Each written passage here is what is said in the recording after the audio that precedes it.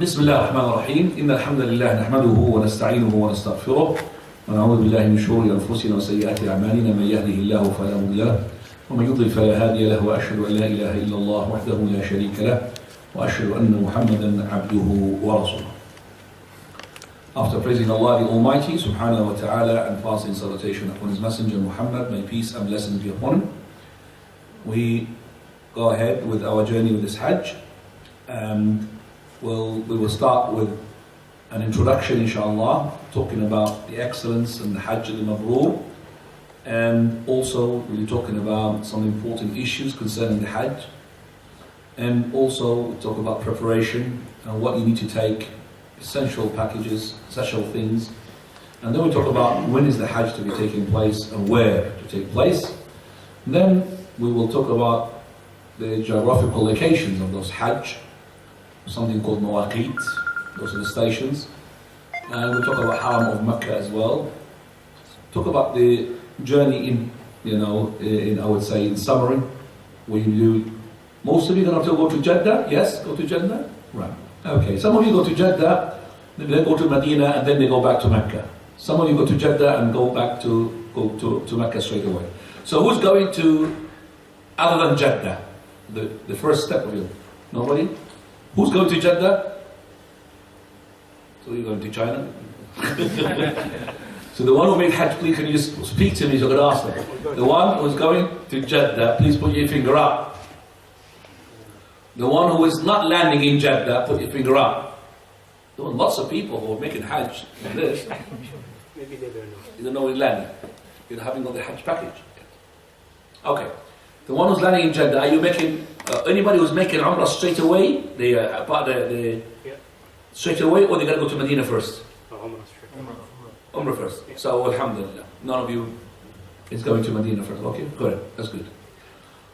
We're going to go talk about the Umrah step by step, and the Umrah involves those following things: Ihram, Tawaf, the Sa'i, and the Halq. Ihram, which is where you say the words of the Ihram, including the clothes of the Ihram. The Tawaf is the circumambulation, and the Sa'i is between the Safa and Marwa, and the Halq, which is the shaving or the cutting of the hair. Staying in Mecca, that is in between your Umrah and Hajj, and then the Hajj step by step. In summary, Hajj starts with the 8th day, which we call it the day of the Tarwiyah. Do the Ihram, you go to Mina, then in Mina we stay there. The 9th of Hajj, this is the day of Arafah. In Arafah we stay until Maghrib, and then after that we go to Muzdalifah, and then we spend the night in Muzdalifah. Then we go to the following day to Mina, and we do the Rami, the throwing of the Jamarat. Also, we have already maybe appointed for someone to, or a company to slaughter the sacrifice for us. And we also do the Tawaf of the Ifadah in Mecca, and we do as well another shaving or cutting. And then the Sa'i between the Safa and Marwa, we discussed that as well. Maybe you don't have to do it again. And then after that, the 11th and the 12th, if you wish to say, go to the 13th. The 11th and the 12th is to throw the Jamarat, the pebbles. We will show you how to throw the Jamarat in 3 places. You call the Jamarat al-Thalath.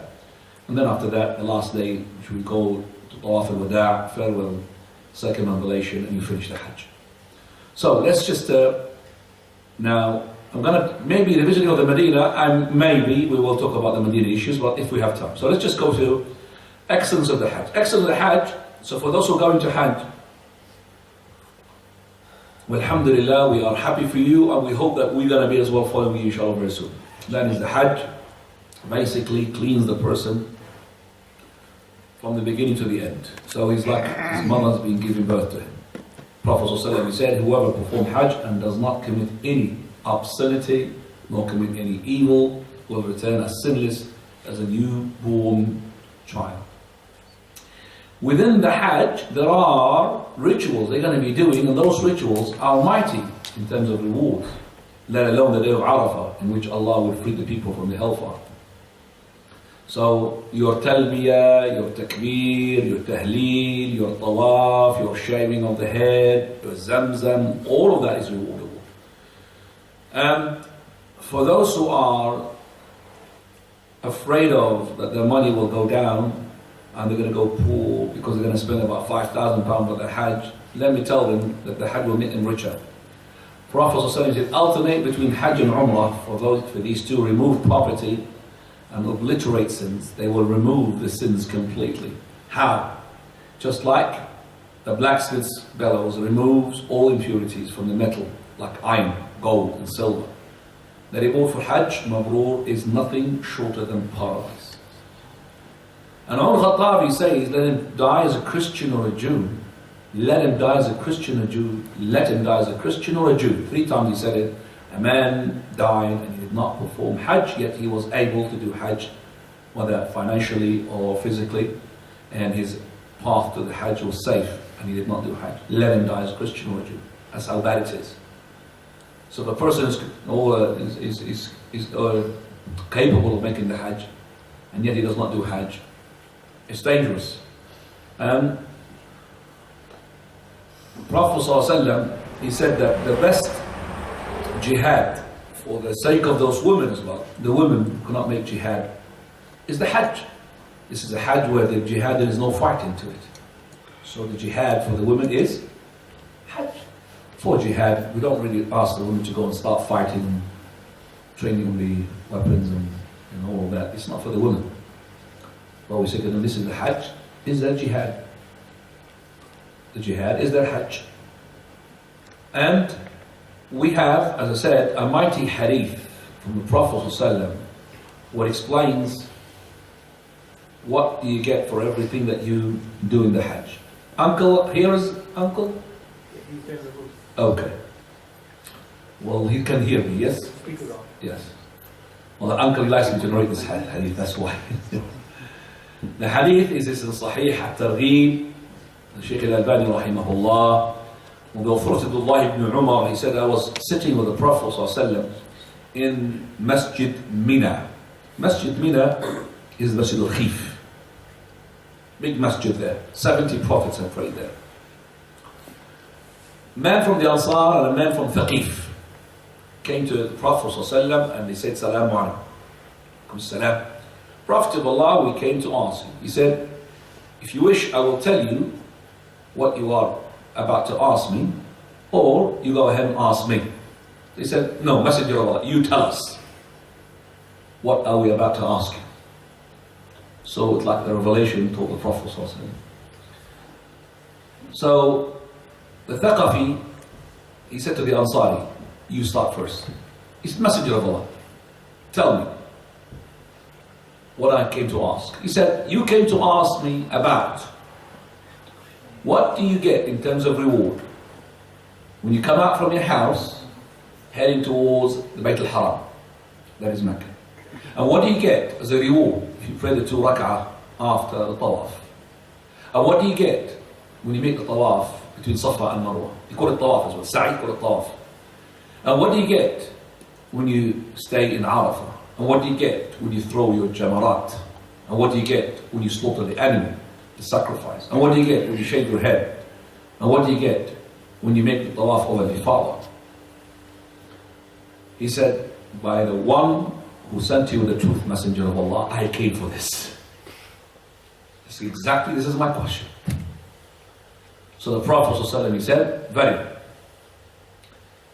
If you come out of your house, heading towards the Masjid al-Haram, every step that the she-camel of yours takes forward, then Allah subhanahu wa ta'ala will give you a hasana with that and remove a sin. Somebody might ask, I'm not going on a camel.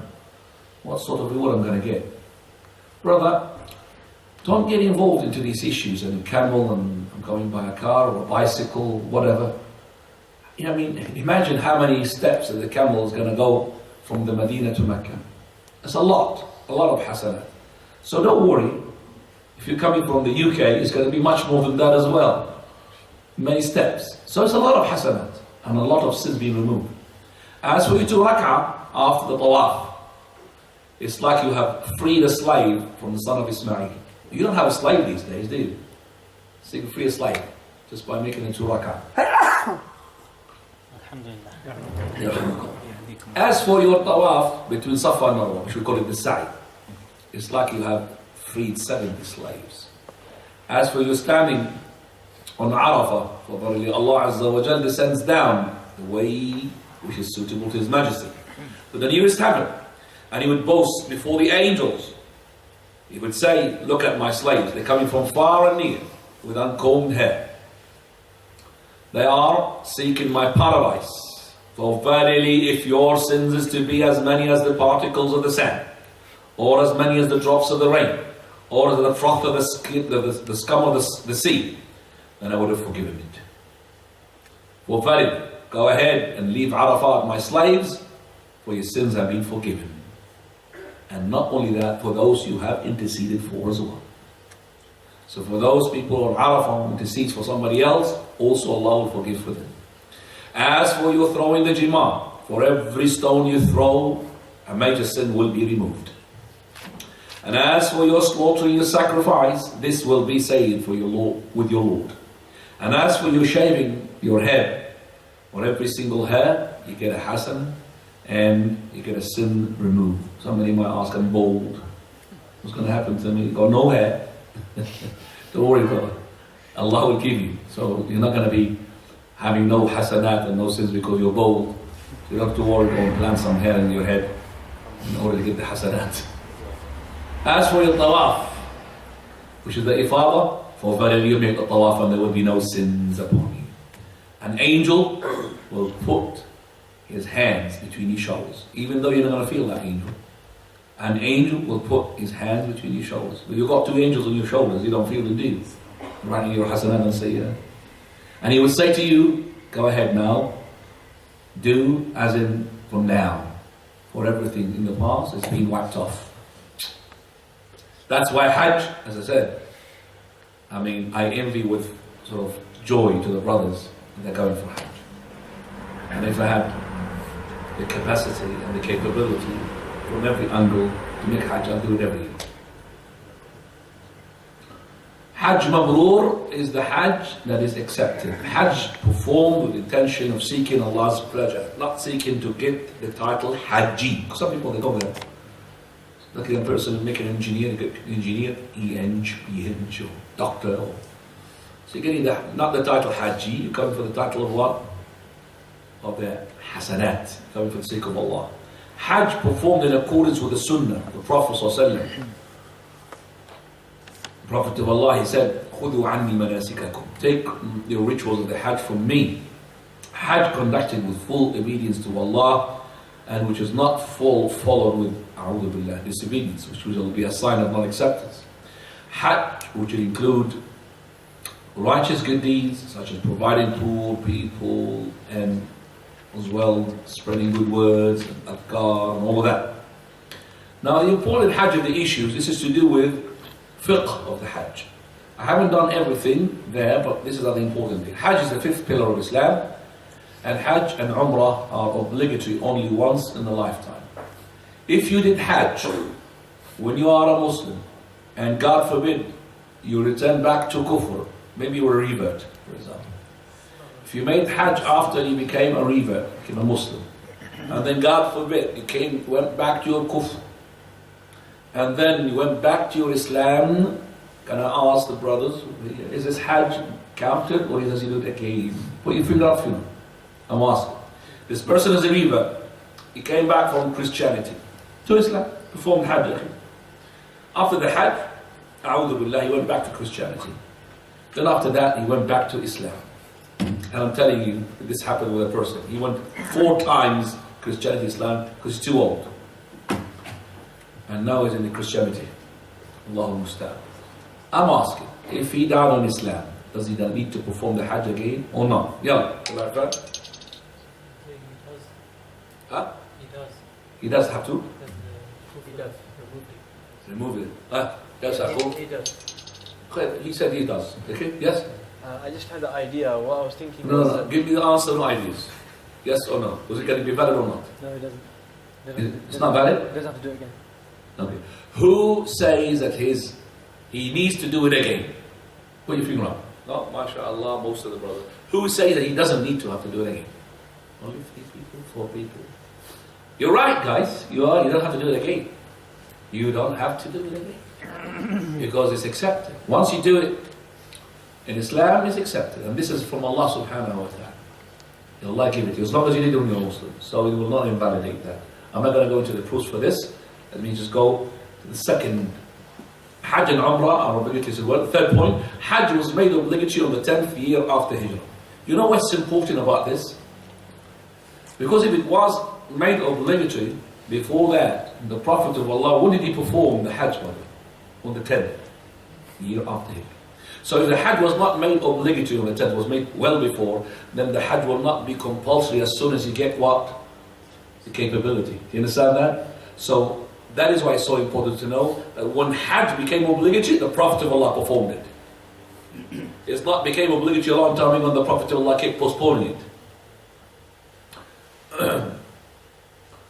Now, the Hajj is compulsory upon those who fulfill the following: Muslim, adult, sane, free.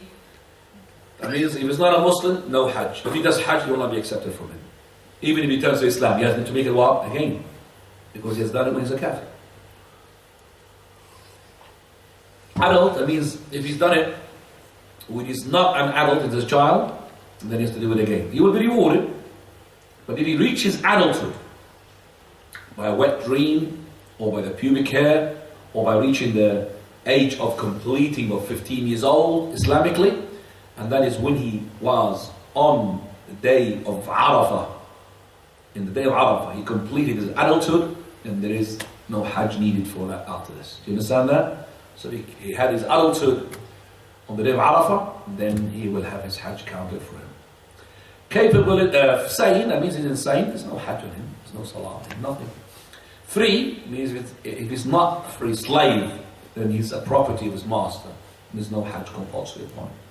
Capability, meaning the health, the safety of the route, the transport. The transport is available, a provision for the food, to leave as well, enough food for his family. So he's got no imprisonment, he's got no Tara leader looking for him, so that's why he can't leave. All of that. As for the women, the husband or mahram is in the case of the woman. They have to have a mahram or a husband. The mahram to fulfill the following: he has to be male, adult, and sane. So if she takes a child, it's not going to be a mahram. If she takes an insane, it's not a mahram. Even if he's an old man, but he's an insane. If he takes a female, or even lots of females, she is not having a mahram. You will find some of the fatwa is giving you 5 ladies together.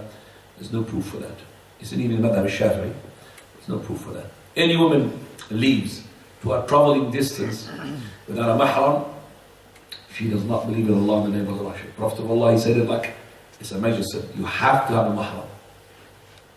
Man kana tu'minu billah, he who believes in Allah and the day of resurrection, then let her leave to no journey except with mahram. Highly recommended for a woman who had the condition of Hajj been fulfilled is to seek the guardian of hers permission, whether it is her father or if she is with her husband. Now, he is sinned, the husband or the father does not allow her to go for the Hajj if she had fulfilled all her obligations. And we will say to the husband, you must give her the permission. If you did not give her the permission, she's allowed to leave without his permission. But we don't advise that, because she's not going to be sinned for that. Because it might entail more chaos. If she thinks and believes later on he will allow her. So I would say it's preferable to take his permission. Okay, if she did it without a mahram, her Hajj will be accepted, but she'll be incurring sin. The women who are in the menses, they do everything that the Hajji does, except for making prayers or Tawaf. And Tawaf here includes both, Tawaf around the Kaaba, and as Allah and His Prophet ﷺ mentioned the sa'i between Safa and Marwa, call it as well Tawaf. So both Tawaf is not allowed. Non-adult and slave, that means the child, is considered, their Hajj is valid. But they have to do it again if the slave became free or the non-adult became an adult. Now if you have a child, anybody got a child with him who's going Hajj? or anybody carrying a Hajj. Because the child is to be treated like an adult in terms of fulfilling the obligation and avoiding the prohibition. But there will be neither sin nor penalty incurred if the child left an obligatory act or committed a prohibited act. If the child is old enough to be taught to make the rituals, to say the words, and he will say it. Otherwise, you say it on his behalf. If the person just enough money to either do Hajj or get married, because marriage is important as well, then the prioritization goes to the persisting need. Which one is more in need of it? For example, if you could postpone your marriage and nothing will happen, no zina, no fornication, then you could do the Hajj first. Right. Preparing for the Hajj. Hajj is to be sincere. You have to do your Hajj, as I said, not for Hajji title, not for merchandise, not for purchasing some electrical items, not all of that. Keep that away from your mind. You're going for the sake of Allah. You're going there because you want to get your sins forgiven. Okay? It's not because you want to get rid of all of these people nagging on top of your head, make Hajj, make Hajj. If you went for that, you're going to lose it. Some people, I've got people nagging on my head, you haven't done Hajj, you haven't done Hajj, so let me do it and get rid of that. No, brother, you lost it. You're doing it for the sake of Allah. So fix your intention now. Now, the debts, you treat them very seriously. Now, if you are in debt, and your Hajj will postpone your loan sort of arrangements, you have to take permission from that person, or that company, whatever. If you don't take permission and you delayed those installments, you're going to be paying back for him, the payment back, you're going to be sinful. So don't mess up with the debt. Write it down. Make sure that people know about it. Everything will be forgiven, whatever the Rashi said for the debt. Even for the shaheed. The debt. Loan. Right. If you have as well an opportunity to accompany somebody who's knowledgeable, that is the best. Because you will not get everything that is in the seminars. He will tell you things that are not in the seminars as well. Learn about Hajj and Umrah. Attend the lectures like you're doing at the moment, maybe more than one lecture. Memorize some of the du'as, just like you memorize something for your prayer. Salat al-Janazah, there you're going to find a lot of Salat al-Janazah, at least once a day. At least. You're going to forget maybe more than once. You're going to get in every single prayer, there's a Salat al-Janazah. So learn how to do it. Now Salat al-Janazah in there, they do it one salutation. Assalamu alaikum wa rahmatullah. They don't do the second salutation. And that's one version of it. Salat al-Safar, if you did not pray with the haram or the imam, you need to learn that I need to shorten my prayer because I am not a resident, I'm a traveler. Etiquette of visiting the graves, because the graves there. Now, unfortunately there, the sisters are not allowed to go inside the graveyards, depending upon a fatwa, which is depending upon a hadith, which we believe is unauthentic. But the women are allowed to go as close as seeing from the holes, to see the grave from outside, but they're not allowed to go inside. Whereas, if there is another graveyard, you women, sisters are allowed to go and visit the graves.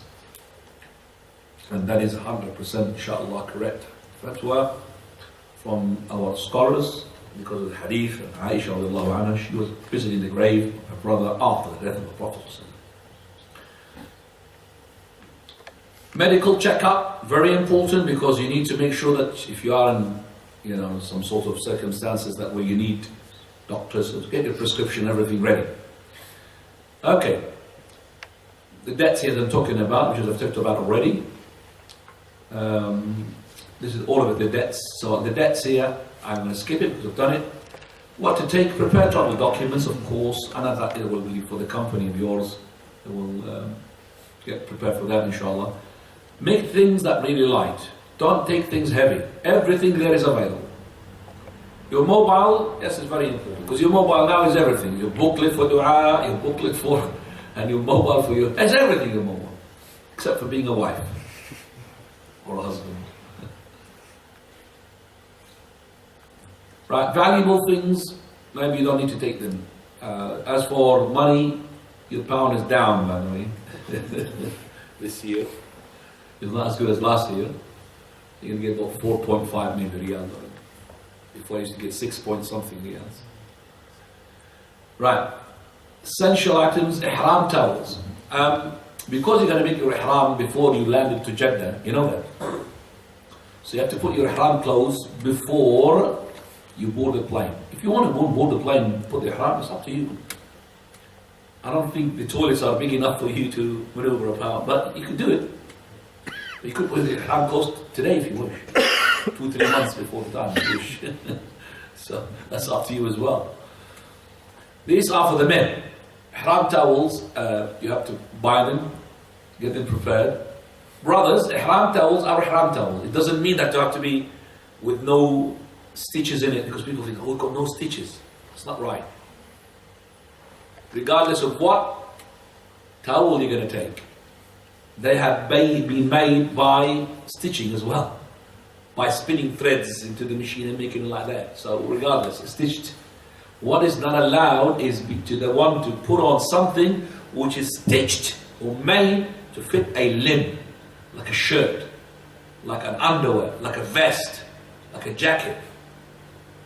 Do you understand me? So the jacket, I could make it not stitched by wrapping it by myself. So if I get, for example, 2 jackets without putting my sleeves into it, no problem. So the jackets are allowed to put like 2 towels, but nobody will put 2 jackets as towels because they're not really big enough to wrap you. They're going to be open straight away. Do you understand what I'm saying? So no problem. So it is the thing that is that you cannot allow to put things into the limb to be like, as I said, something's got the sleeves, okay, it's got the jacket. So your towel, if you're not careful, you might make it into stitched, which is the one that you're not allowed to put on. How? By making buttons to it. Make it like a shirt. Some people, they do that. Make it like a shirt. So it becomes like a stitched thing. So it's a towel. So you could put a pin, 2 pin, but not 60 pins, you know, like a buttons here. Make it like a shirt for you. Alright? So that's the towel. That's for the men. White is the best of the clothes. I haven't seen yet black towels yet in the house. White. Medication to take as well. Money, shop around. The belt. I've chosen this belt and the other one as well. See, look, the stitches on there. Can you see the stitches? Stitches there, isn't it? Right. Can I ask the brother who is in charge of the side light just to put them off, please? Jazakallah. You don't need it. So it could be more clearer.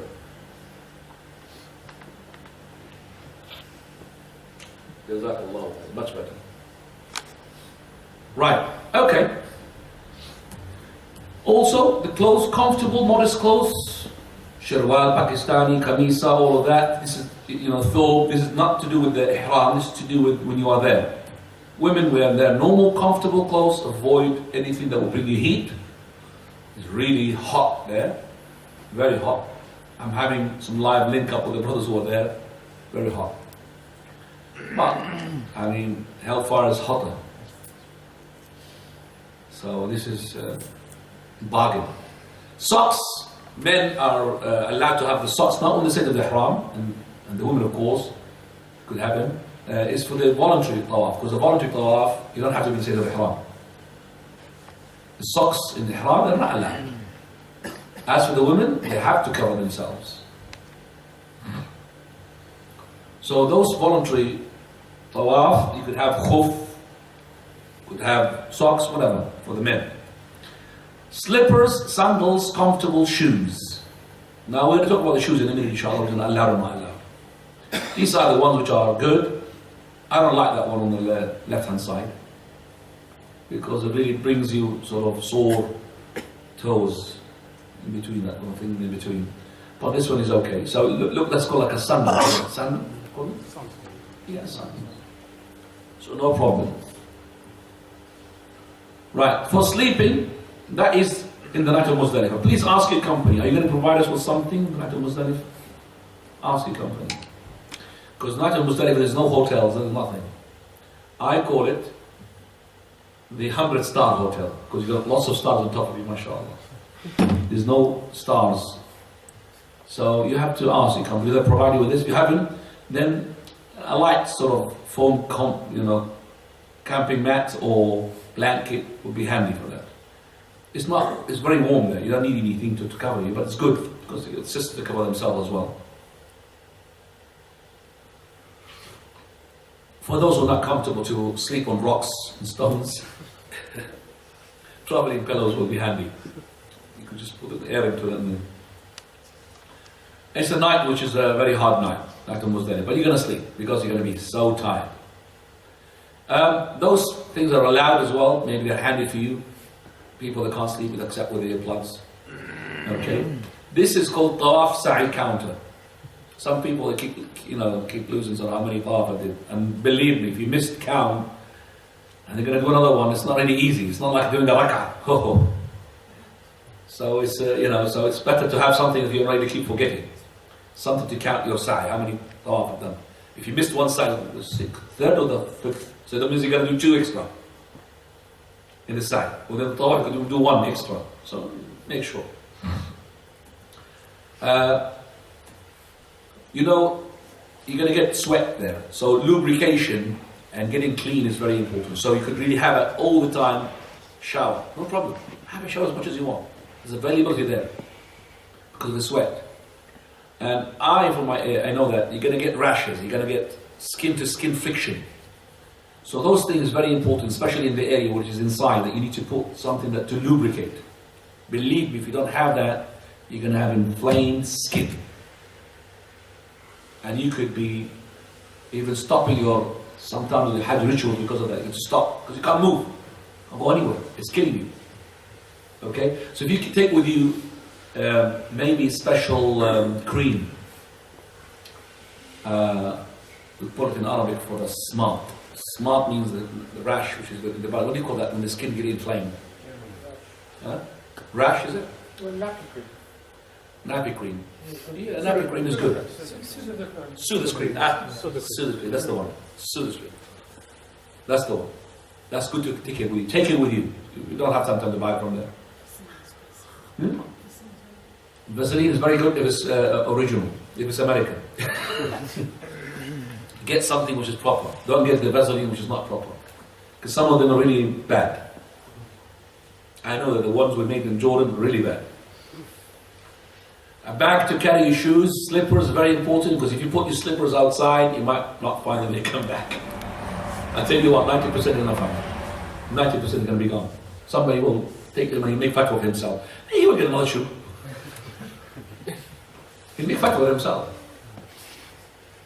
I had a cousin, Allah have mercy, when he died, he went and he didn't find his shoe. So he took somebody else's shoe. So what is this? He said, well, he took my shoe, I took somebody else's shoe. So what about the person who's going to find his shoe? He's going to find another person's shoe. That's not right. Like, small book for authentic dua, carry it with you. Well, I would say now your mobile would be handy. A small bag for the pebbles. Maybe a small bag or anything like for pebbles. You know that pebbles? A small pouch. Carry it with you. Put the money and then one of the zip you put your pebbles for throwing the jamarat. Communication, phones. Now these days I don't really, this is not updated. They've got everything now these days, socials and everything, media and everything. Even some people that were making Hajj and text me from the Hajj, what is the fatwa of this, what is the fatwa of that? MashaAllah. They have linked up with questions and answers now these days. Very easy. Very easy now, MashaAllah. So make sure that you're connected to the world. Very important. Okay, lots of patience, that's what you need. You can't carry that in the bag, you carry it in the heart. And the patience, that's what you're going to be rewarded for. Patience. Hajj is all of it about patience. Wallahi, you have to be patient and extra patient. Especially at the end. Don't get angry. You might lose your Hajj. Okay. Ask Allah subhanahu wa ta'ala to help you, to give you the patience. I lose my patience sometimes because some other people, when you see them what they're doing, and you keep telling them, you have to hold yourself. Because you're going to see things there, it's amazing. You're going to see people who are, actually, it's like they pay the ticket to come and provoke you. They pay the ticket, especially to provoke you. Not to make Hajj, to provoke you, just to provoke you. Okay, except in Hajj, that's what you're concerned. What time is the Maghrib, Sheikh? 26. We've got what? How many? 8 minutes. 8 minutes. We're going to continue after the prayer. Okay, brothers? Yes. Straight after the prayer. Before the sunnah, before everything. We don't have time. Alright? Some definitions, these ones I'll leave them because I will talk about them while I'm talking about them. So, let's say the months of the Hajj, there are the 3 months which are the number 10, 11 and 12. They're called Shawwal, Dhul Qa'dah and Dhul Hijjah. Those are the months of the Hajj. And which month of those that we perform the Hajj is the month of Dhul Hijjah itself. We call them the days of the Hajj. They are all of them in the 12th month. They are the 8th, the 9th, the 10th, and 11th and the 12th, and if you wish as well, the 13th. Those are called the days of the Tashriq. Now, why do we include Shawwal and Dhul Qa'dah? Because the person, if he's making Hajj Tamattu, he could make his Umrah as early as Shawwal. But if he made it before Shawwal, it will not be counted from his Hajj Tamattu. He has to make it again. So you can make it Umrah Shawwal and wait until the 8th day of the Hijjah to start your Hajj, and you make it now Hajj Tamattu.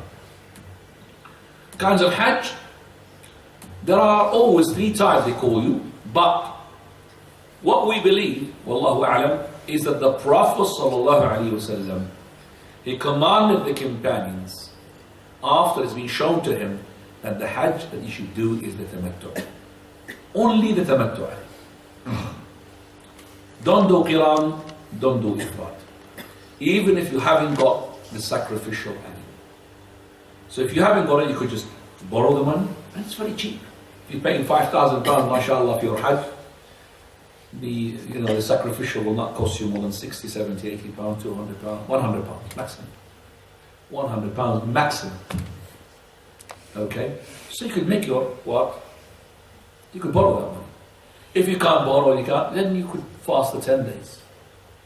But make Hajj Tamattu. Hajj Tamattu is the Hajj that you make Umrah, then you declare a state of no Ihram, like a normal person, wait until the 8th of Hijjah, and then you start your Hajj. So it's Umrah first, finish Umrah, and then do the Hajj. That's called Tamattu.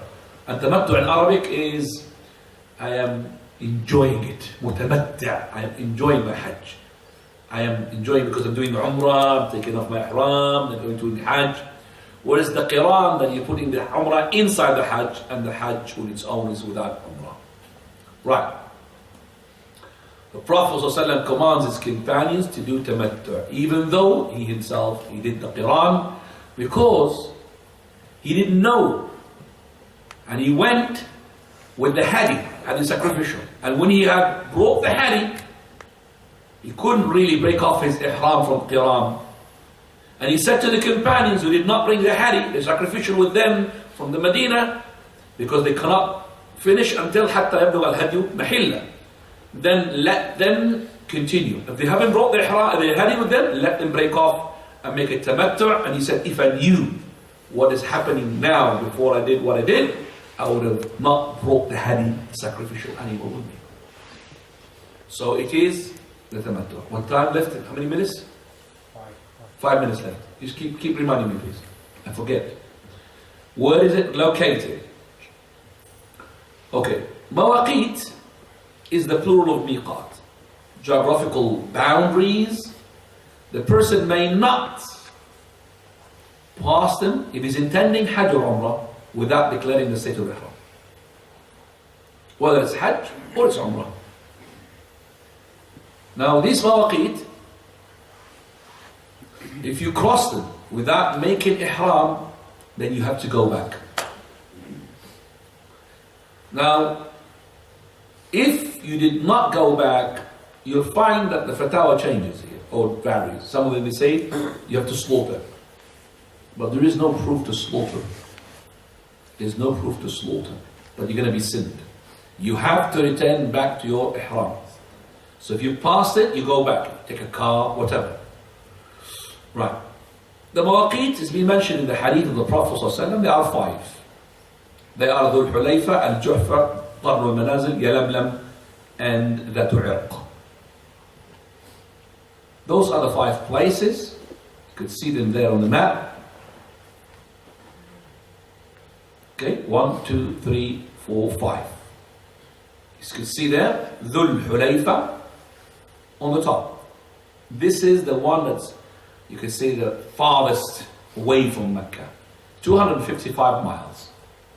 Al-Juhfa is on the Red Sea. You can see that. Is in terms of distance-wise, the second comes in. 116 miles. This is the people coming from Bilad al-Sham. But people Bilad al-Sham now, they're coming from the Medina.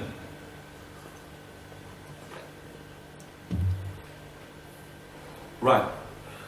So, these are for the ones coming as well. That are Iraq, coming from Iraq. These are Iraq, coming from Iraq. Is Iraq this side.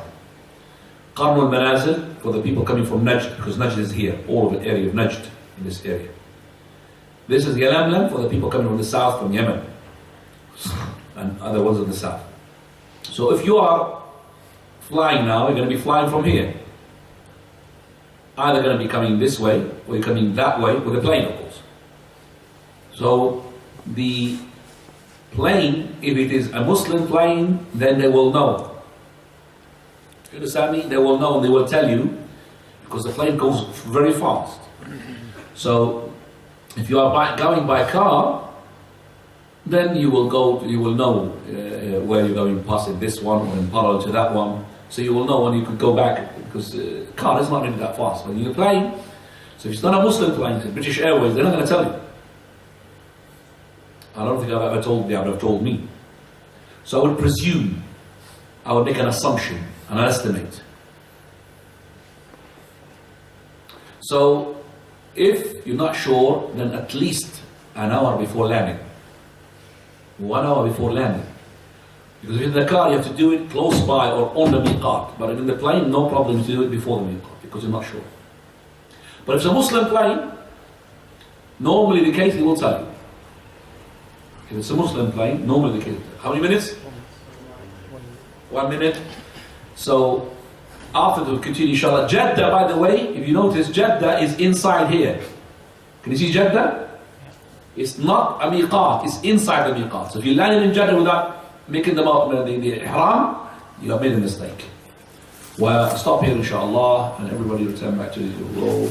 Bismillah ar-Rahman ar-Rahim. Alhamdulillah, wa salatu wa salamu ala Rasulillah. Continuation from the last time. Haram Mecca. There are two harams. Haram Mecca and Haram Medina. Haram means sanctified area. There is no such thing, a third haram called Bayt al-Aqsa, or Masjid al-Aqsa, or Bayt al-Maqdis. The reason saying this because they say أولى القبلتين وثالث الحرمين. When they describe Masjid al-Aqsa, they say the first of the Qibla of the Muslims and the third of the harams. As for the first statement, first Qibla, it's true, because the Qibla of the Muslim was Jerusalem at the beginning.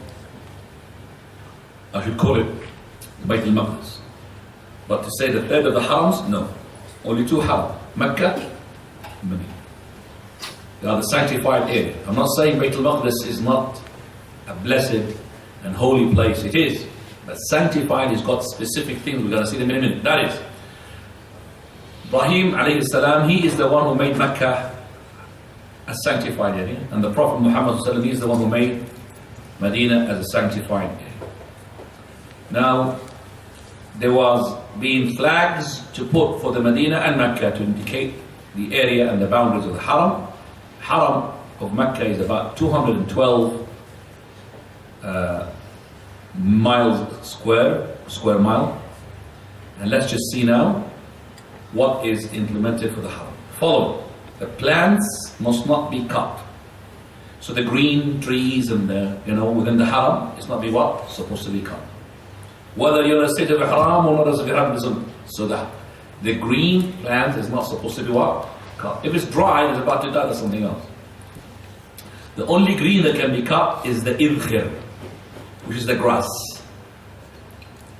And because the companion Abbas told the Prophet, he asked Messenger of Allah, the idkhir, we use it for a lot. We use it for lots of things. Prophet Allah is no problem. So you could cut it with a lawnmower or whatever. But not the plants. The game must not be frightened. So within the Haram, is not be to chase animals for hunting, and must not be hunted, so the game must not be flighted, and it's not supposed to be hunted.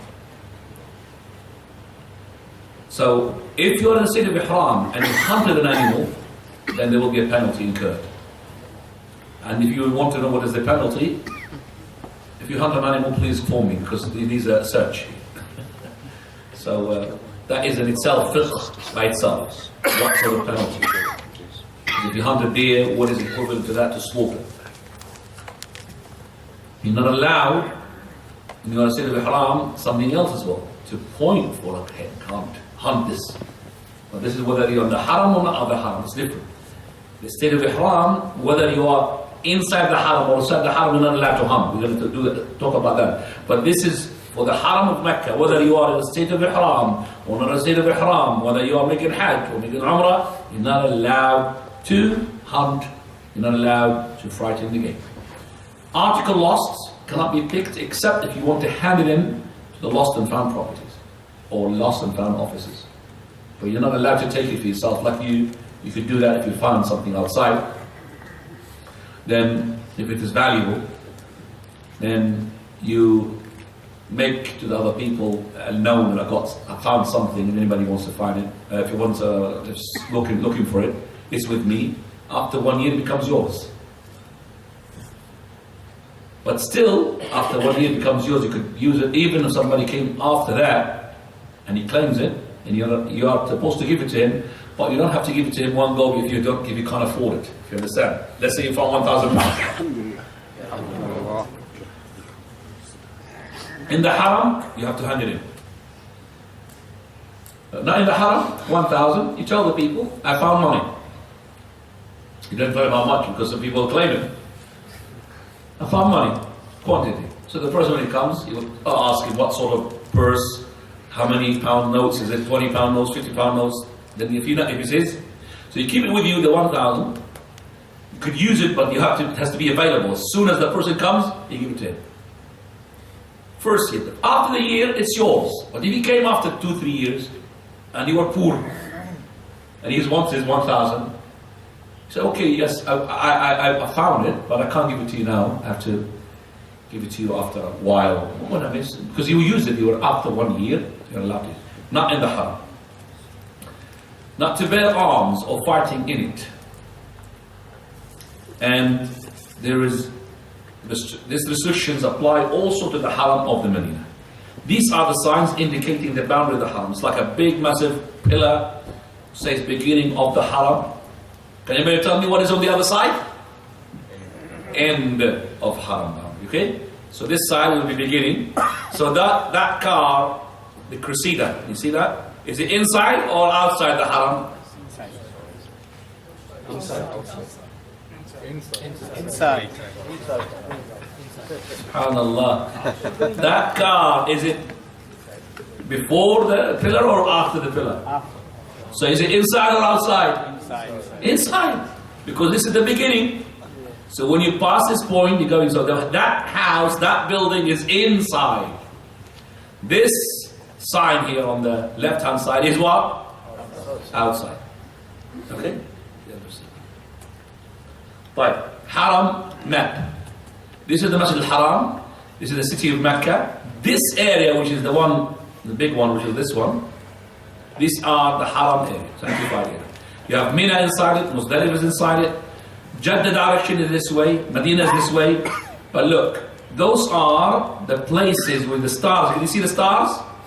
This indicate the Haram boundary. These stars, can you see the stars? Huh? The Haram boundaries. It's nothing to do with the Mawaqit. The Mawaqit is different for the Hajj and Umrah. This is the Haram sanctified area. So this is the limits of the Haram of Mecca. That is the boundaries. 1, 2, 3, and 3 here, 6 places. Al-Ju'rana.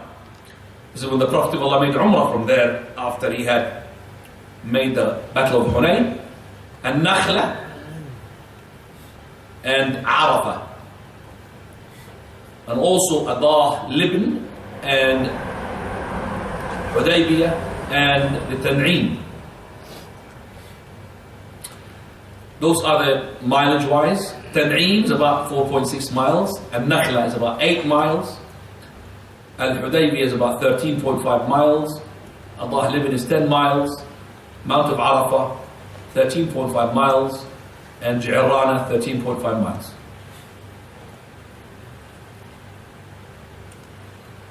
And you know that the women, or some of the men as well, they go to the Tan'im, which is Masjid Aisha, they call it, Masjid Aisha.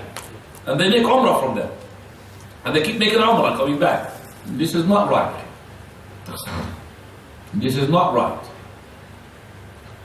So, making Umrah from there, it happened for Aisha because she did not make Umrah. She's already inside the Haram.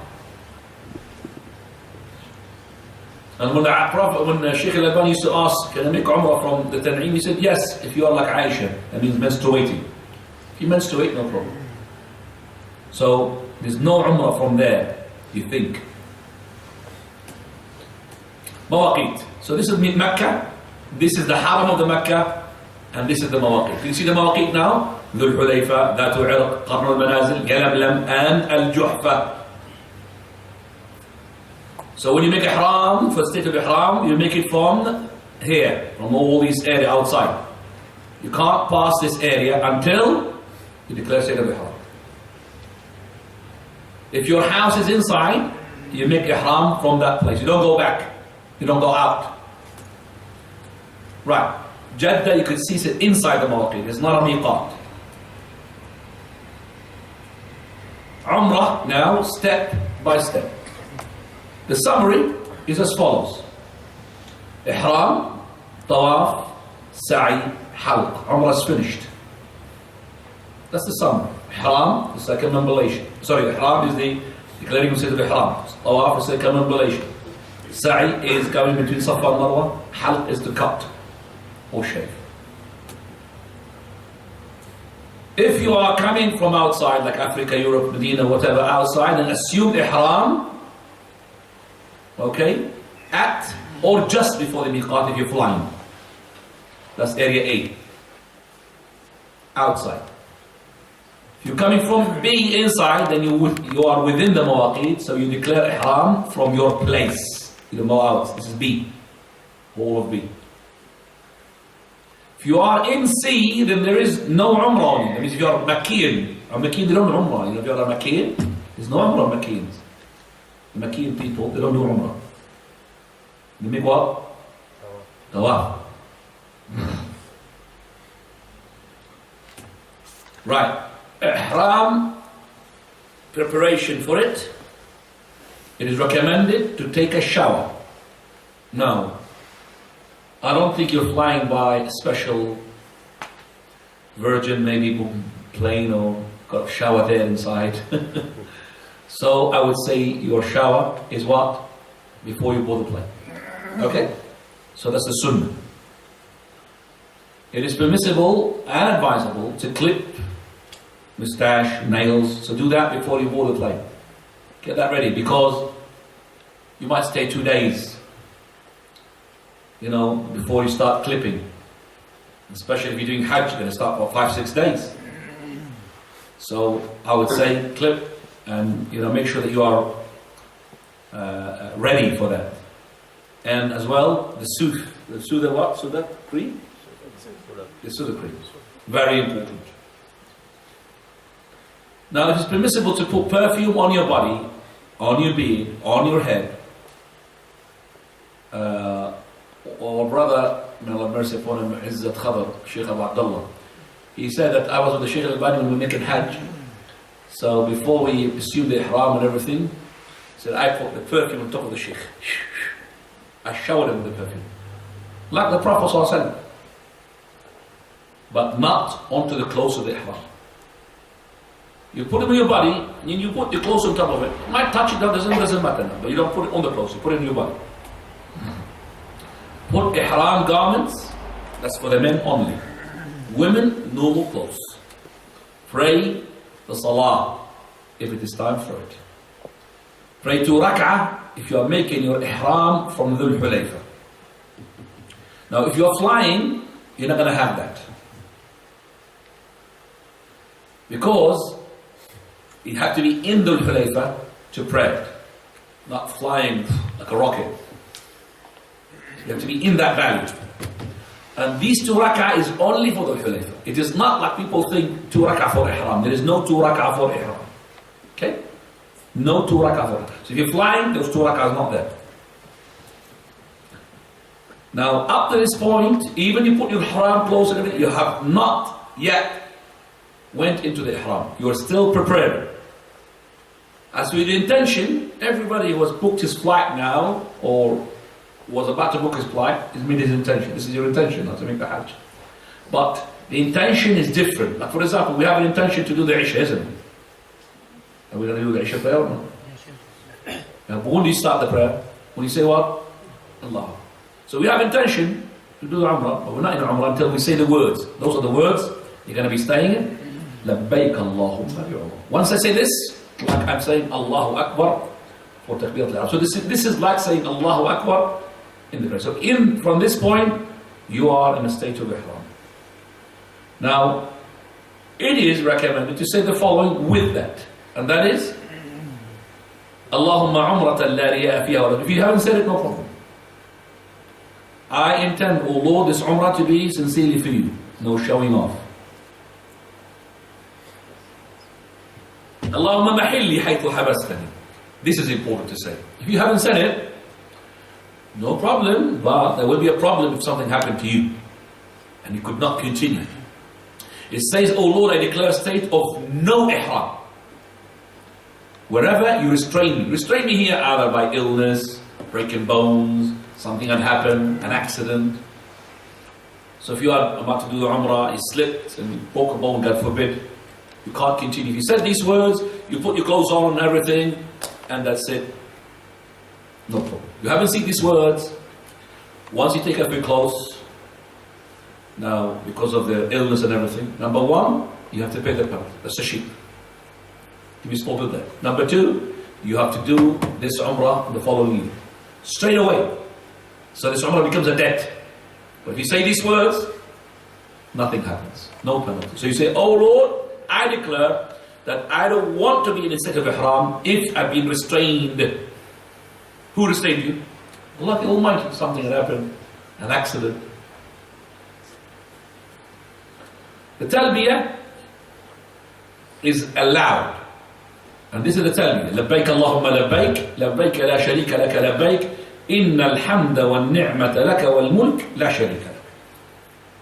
Or you could say, Labbaika ilah al-haq. These 2 Talbiyah, the Prophet of Allah used to say them. He used to say them.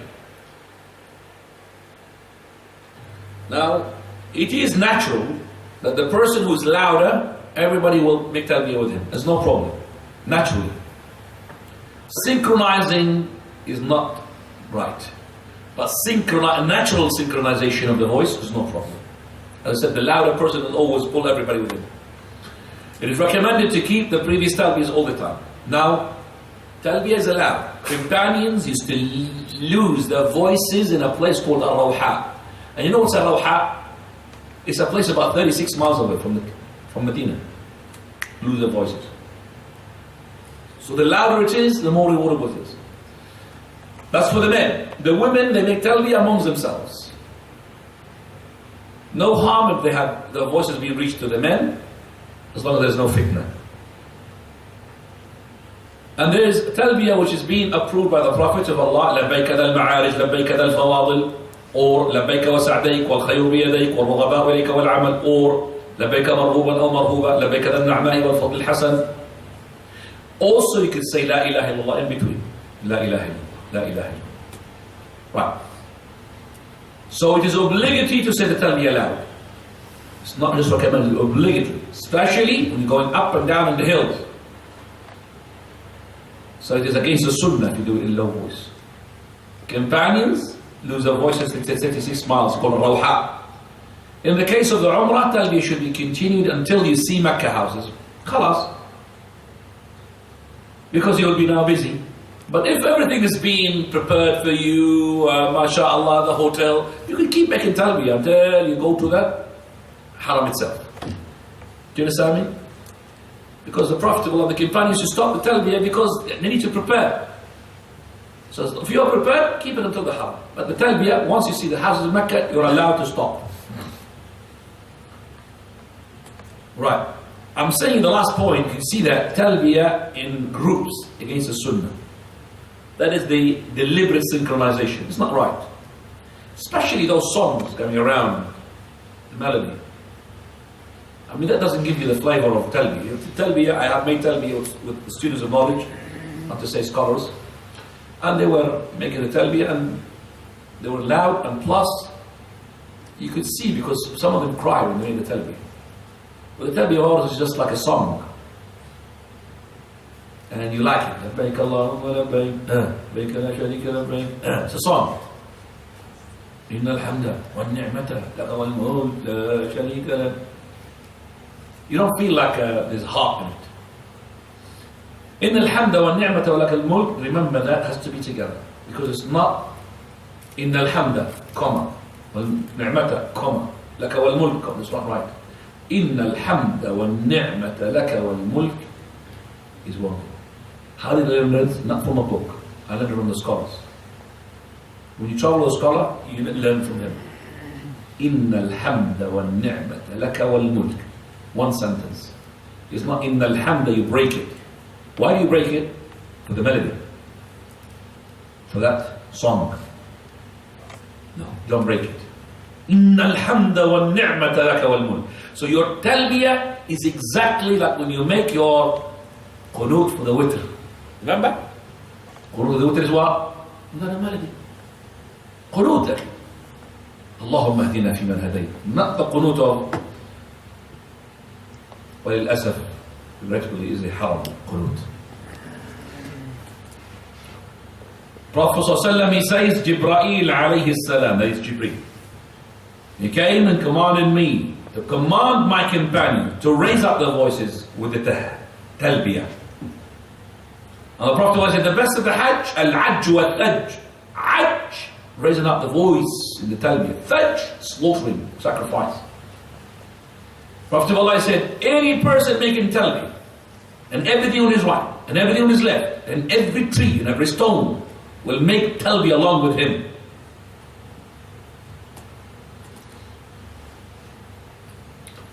And they make the Talbiyah in the way that they make Talbiyah, because everything makes tasbih. وَلَكِنْ لَا تَفْقَهُونَ تَسْبِيحًا. You don't understand how they make tasbih.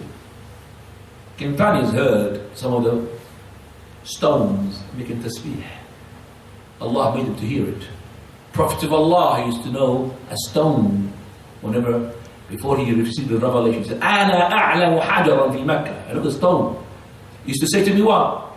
Assalamu alayka ya Rasulullah. So the Prophet ﷺ, he was experiencing these things before he had received what? Revelation. Assalamu alayka ya Rasulullah. Stone speaks.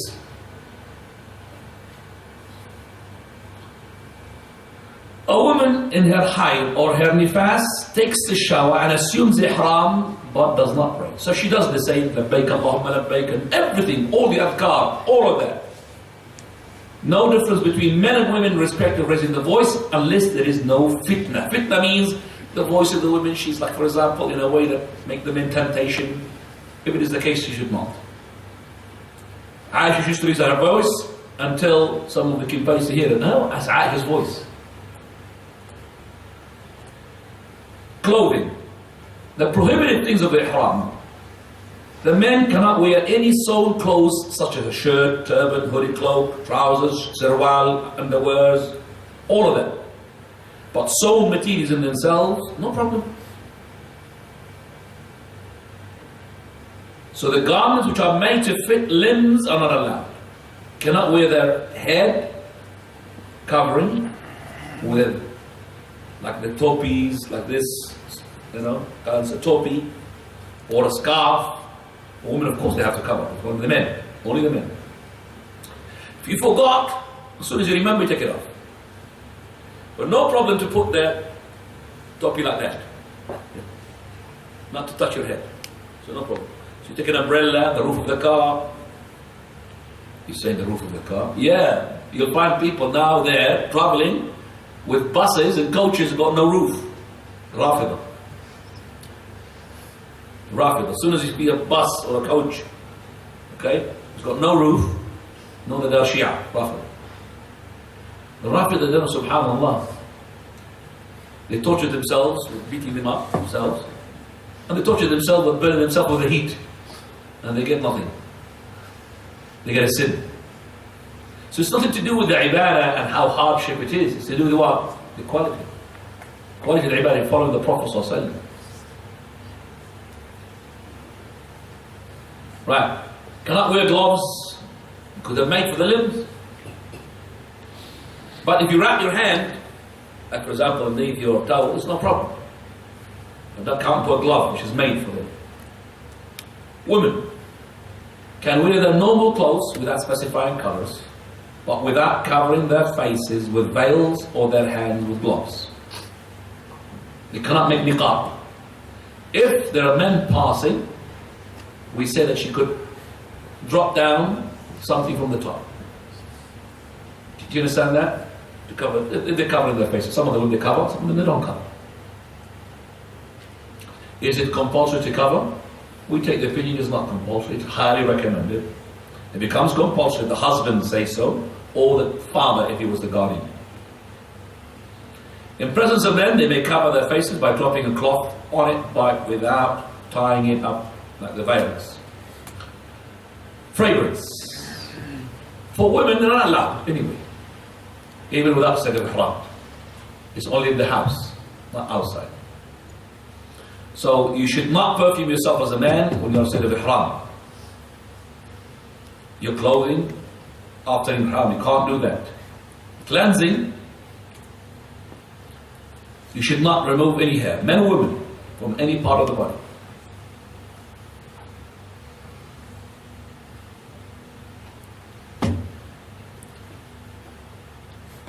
And I'll add something here.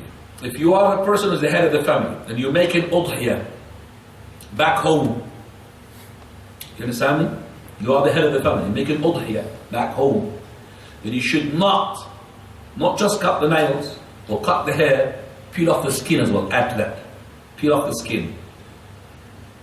You cannot do that until you slaughter your what? Your udhiyah. So if you are making qurban, sacrificial, udhiyah. Hadi, not hadi, udhiyah. You are not the whole of the members of your family, just you are the one who is in charge. You're not allowed, not just to cut the hair or the nails, but you're not allowed to peel off the skin. Now as I said, from the moment that you sight the moon, at the beginning of the Hijjah, until you slaughter. But let's say that you made your Umrah in the 5th day of the Hijjah. And you're not allowed because you make an udhiyah until what? You make an udhiyah. Because you're making an Umrah, that prohibited act of cutting the hair becomes what? Permissible. So you cut the hair in order for you to declare state of no ihram and finish your Umrah. But you don't cut nails or any hair from anywhere, and you don't cut as well what? Your skin. From cutting the skin as well, you can't circumcise at that time. I'm just saying it, maybe. Because circumcise is taking the skin off as well. So all of that until you slaughter your udhiyah. From the prohibition actually as well, intercourse or wed. Now you should not wed or you should not make proposals for others. You can't help somebody, I've got your wife on it. You cannot do that when you say the ihram. Do you understand that? You should not, just like hunting, you cannot hunt and you cannot help somebody to make a hunt for you. So the hunting, you should not hunt or assist someone in hunting. You should not kill animals except that those are harmful to you. Snake, scorpion, lice, mice, you know. Fishing is allowed. It's not a hunt. We don't say hunting fish. We say fishing. So, slaughtering a sheep is not hunting, brother. You can slaughter a sheep and eat as much as you want. Hunt is like hunting deers, gazelles, rabbits. Okay. Domestic rabbits is no problem, you can eat them. domestic chickens, you no problem, you can eat them. But hunting birds, do you understand what I'm saying? It's not allowed. If somebody hunted a bird and it's not been hunted for you or by your help, no problem to eat it. Is that understood? Somebody hunted a bird or an animal or whatever, not for the sake of you. It happened at the time of the Prophet ﷺ, and not by your help, there's no problem to eat it. Expiation of violation, that is, of Ihram prohibitions. These restrictions of Ihram in terms of fidya are 4 categories. Fidya means that in terms of what you should do if you did a prohibited act. Okay, marital relations. If you made intercourse, if you made the intercourse before first tahallul or after the first tahallul, before the second. So one which is before first, and the one is one after first, but before second. What is tahallul here? Tahallul means declaring state of no ihram in the Hajj. When you throw the first jamrah on the day of Eid, you made the first tahallul. If you did intercourse before that throwing the jamrah, you could make intercourse between finishing the Umrah and before the Hajj. If you are a state of Ihram, no problem. But once you start your Hajj on the 8th day of the Hijjah, you made intercourse before you threw the Jamrah on the 8th day, your Hajj is void. Finished. Not accepted. And on top of that, that is, you need to perform the Hajj on the following year. Now what sort of penalty are you going to be paying? Camel. It's a lot of money. A camel. Now if you have done it after you threw the Jamrah, but before you have finished your state of Ihram, meaning you've done, for example, Tawaf and Ifada, okay, and you've done your second tahallul khalas, you haven't done, you're not in normal clothes,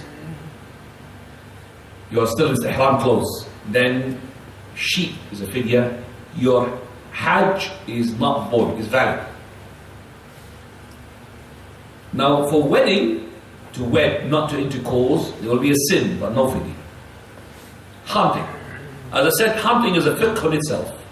If you hunted something, then you need to refer to the books or to ask a scholar there to tell you which penalty you're going to be paid.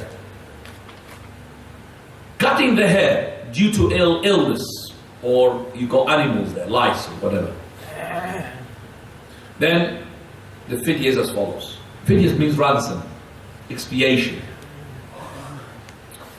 A choice between fasting 3 days, or feeding 6 needy poor people, or slaughtering a hari. It's a choice, one of them. This hari has to be slaughtered in Mecca. But if there's no valid reason for cutting the hair, then a sin on top of that, because you've been sinned. The cutting of the hair before it was because of a reason. And repentance is required on top of the fidya. Restrained, you can't do the Umrah, can't do the Hajj, you are in a state of Ihram because of broken bones, because you had an accident, because of anything. Then you have to slaughter a hari in the place where you be restrained. Okay, unless you have set the condition, which is Allahumma mahilli haythu habas. Although I declare a state of no ihram, if you restrain me, then there is no penalty. Permissible acts when you do the ihram: no harm to use an umbrella, the roof of your car, a tent, shade, and all of it. No harm carrying your baggage on top of your head, not for the sake of shading, but for the sake of carrying, or carrying a pack. Wearing sandals that do not cover the ankles. If you have only shoes that covers the ankles, then there is no need to cut them below the ankles. What is not allowed is the khuf. You know the khuf? The khuf is like the socks made of leather. That's socks. These are not allowed. But if you have no, except for the socks, so you cut them, you cut the khuf below the ankles. As for the shoes, you know the shoe like the normal shoes, you know, like normal shoes, which they don't really cover the ankles, not the boots, the shoes. They are allowed. Okay? It's no problem. You can put the shoes. Whether they are mesh open from here or not open from here, it doesn't matter. Okay? So it's not, you're going to have to hear lots of fatwa regarding this issue.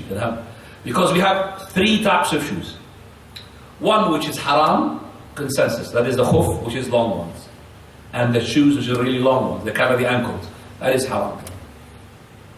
And one which is halal, 100%, that is the sandals and the slippers. And one which is what? In between. What is it in between? The shoes, like the normal ones. This is the one that we have what? Different fatwa. We have no proof to say it's haram. What is the difference between a sandal that has got 2 or 3 straps almost covering and a shoe is covering? There's no difference. Do you understand what I'm talking about? There's no difference with the sandal, which is allowed. So you'll find the fatwas, if you go to Islamika, if you go to Shaykh Uthaymeen, it's not allowed. They will tell you there's a difference among them, it's not allowed. And I'm just saying to you, the fatwa of our Shaykh, the fatwa of our Shaykh, our teachers that we have learned, it's allowed. If cold, put normal clothes on top of your izar without sliding it in the shoulder. So you could put your jacket, but don't put your hand in. Use your jacket as what? Like a blanket. You understand that? Don't zip it. Like a jacket, like a blanket. So you cover yourself with it. A ring or a watch, no problem. Hearing aids, speech aid, no problem. Glasses, eyeglasses, contact lenses, no problem. Cleaning yourself, watch. To wash, scratch, okay? Your head, your body, even if some of your hair from, because some people, they will tell you that lots of people that are ignorant, and if you are ignorant, they will act as scholars for you, brother. And you'll be hunted and haunted. You'll be hunted and haunted. These people. Brother, don't scratch. What? You should do like this. I've seen them, that was... But once you have the brother, what's your proof? And then, this is a scholar now. Student knowledge speaking to me, he will be saying, I've heard, you've heard? Brother, what do you mean I knock like this? I'm not going to mad to knock myself like this. I'm going to scratch, look. But you're going to be hurt, 2 hurt, 3 hurt. Brother, don't worry. I'm not scratching to pull my hair, am I? Because they say to you, 1 hair, 3 hair, that's it. Sheep. Hanafi madhab says that, yeah. And you'll be in trouble. And the Hanafi madhab says that. 3 hairs, that's it, you finished. You buried.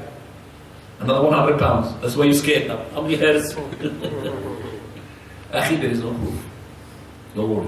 Prophet ﷺ used to wash his head like this. Because one day, Abdullah ibn Abbas, one of the companions, was different. How the Prophet used to wash his head. So they came to a companion called Abu Ayyub al-Ansari. And he was in the state of Ihram, they were in Hajj. And he was having like a blanket to cover himself. So he was having, wash outside, but something to cover him. So they asked him, behind the curtain, behind the barrier, can you tell us how the Prophet would like to wash himself? Now Abu Ayyub much older than Abdullah ibn Abbas, young companion of Abdullah ibn Abbas. So he said, and he put his head outside the what? The barrier, the blanket. And he got put water, show him. He did like this. And he started what? Washing his head. This is the way to wash your head. So it's not knocking. I have seen a person in front of me with a big massive turban telling the people, you cannot scratch, you have to knock. So you're going to find people like this telling you. So if you're not a student of knowledge, or you're not equipped with knowledge information, you're going to be haunted by these fatwa. You don't know what to do. And you're scared. You'll be spending the night, I've got 3 hair, 4, what should I do? So equip yourself with these and have some questions as well. So scratch, if you need, nothing, no problem. Don't worry about hair unintentionally falling. You're not cutting your hair. Washing your ihram garment or put a new cleanse, no problem. And I'm saying clean yourself with cleaners even if it's scented. So did you understand that? Because most of the soaps and the shampoo, they're what? It's got some sort of smell. I mean, even the one which is called answer-scented, for example, I've seen the one which is like for the underarm, still got some smell on it. Do you understand me? So even though about oil-based, still smell of the oil. Okay? So we're not telling you to go and bring, for example, shampoo made of onion juice. Make yourself smell horrible. So any shampoo, akhi, as long as it's not perfume. You understand me, perfume? The perfume is not allowed. As the shampoo is allowed, akhi. Shampoo you want to clean yourself with. You're not really using it for the sake of wearing a belt to keep your money and document. And by the way, people that think that I'll go to Hajj, I have to stink as much as possible and I'll be rewarded. No, yeah. The more sweaty I am, the more horrible I am, the better it is. No, yeah. No, but you are in a time where you're not really as comfortable as you would to be in the house. That's what it is. But it's having a shower and having a ghusl. Please do, brother. Do have a shower, ghusl, always. No problem. And it's allowed to put answer-scented underarms, no problem, as long as it's got no perfume. I mean, some of them, they're not really for the sake of, cleaning yourself, for the sake of just perfume. That's not right. Shampoo, which is perfume, not right. But a shampoo is a shampoo. Every shampoo's got a smell, regardless. So you bring the shampoo, the normal shampoo, wash your hair, you wash your body, underarms, no problem. Don't pluck your hair, that's what is allowed, not allowed. Right, washing the ihram clothes, no problem. Wearing the belt to keep your money is no problem. Some people will bring you belts which is made of metal. Have you seen them? Metal clips, metal buttons. And they will tell you, there has to be no stitches in it, no thread. People go, no proof, no knowledge. Go for the one which has got the stitches because it's better quality. Don't go for the one which is metal because the metal will rip. No harm to touch the black stone even if it is perfume, because they're perfuming with the most expensive oud. You know that? You touch a black stone, most expensive oud. No problem. So don't say, I'm not going to touch it, got perfume. No, you touch it and kiss it or straight on top of it. No harm to shake the hand of someone who's perfumed. Okay, pitfalls. These are the pitfalls where people think, like for example, crossing the Miqat without ihram. This violates the wajib. Be careful. Thinking that ihram is putting two towels. No, akhi. Ihram is actually making the words of ihram. Thinking that it's sunnah to make 2 rak'ah before ihram. No, this is if you're going from Dhul Hulayfa. If you're flying, there's no 2 rak'ah. Ghusl, wudu is a condition for ihram. No, it is not. Recommended.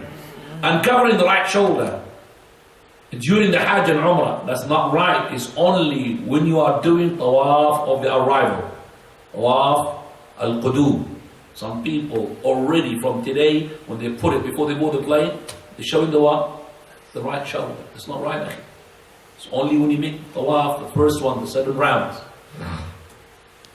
Also, thinking that anything that has stitches is forbidden to wear during the Ihram. It's not right. Women, their menses thinking that they cannot assume Ihram and pass the Miqat. That's not right. They only can do the Tawaf and the Salah. Women think that the Ihram requires particular clothes. That's not right. Any clothes, as long as they are covering. Starting Hajj or Umrah and quitting before completing it, you're not allowed to do that. Must be completed. Whether it's voluntary Hajj or Umrah, or whether it is obligatory Hajj or Umrah. Going to the Masjid al-Haram. This is the Masjid al-Haram, the old picture. Now it's much, much more different. But this is the same. This is Kaaba. And this is the Yemeni corner, black stone corner. And this is where between Safa and Marwa. Now this picture needs an update. Needs an update. Because there's a huge difference now. Right. The area of making this is the picture of Haram is more recent, but still. Okay, that's the inside of Mecca. Still as well the old picture is, but the Kaaba in itself is the same. That's the dome of the Kaaba, and that is Maqam Ibrahim. Maqam Ibrahim. Where Ibrahim alayhi salam used to stay there and see the equilibrium of the building, because he built it with Ismail. Him and his son. That's the Hijr. Al-Hijr, we call it not Hijr Ismail, Al-Hijr, or Al-Hatim, or Al-Hashim, one of them. Al-Hatim or Al-Hashim, it is part of the Kaaba. The Kaaba was built by Ibrahim and Ismail to include that, so the Kaaba was much bigger. But when the flood took place at the time of Quraysh and demolished the Kaaba, they rebuilt it, but they didn't have enough money to rebuild the whole of it. So they built this Kaaba, and they left that side, but they made like a semi-circle around it, so you may not make tawaf from inside, to make outside from outside. So in terms of corners, the Kaaba have only original 2 corners, and they are this, which is black stone, and the Yemeni corners. These are the original corners. As for those corners, they're not the original one, because they are inside. The corner has to be where? Here. We call it Shami corner and Iraqi corner, but those are actually here. That is why those corners not to be touched whatsoever. The only original corners. So if these corners were the original ones, you may what? Touch them. But they're not the original corners.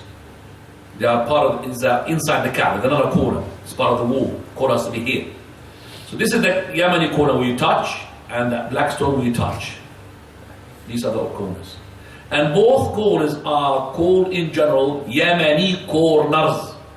But to distinguish one from the other, they said this is the black stone corner. With a black stone here. These 2 corners are called as well Shami corners, because part of Iraq is Sham. Shami corners, but to distinguish one of them, one is pointing towards Iraq, they call it Iraqi corner, and one towards Bilad Sham, it's called Shami corner. Maqam Ibrahim is that little thing here. This is to Zamzam water, this is to the direction to Safa. Safa is this side. And this is to Marwa. Right. Can I ask who has been there to the Kaaba before? Will you figure out the one who's been to Kaaba before?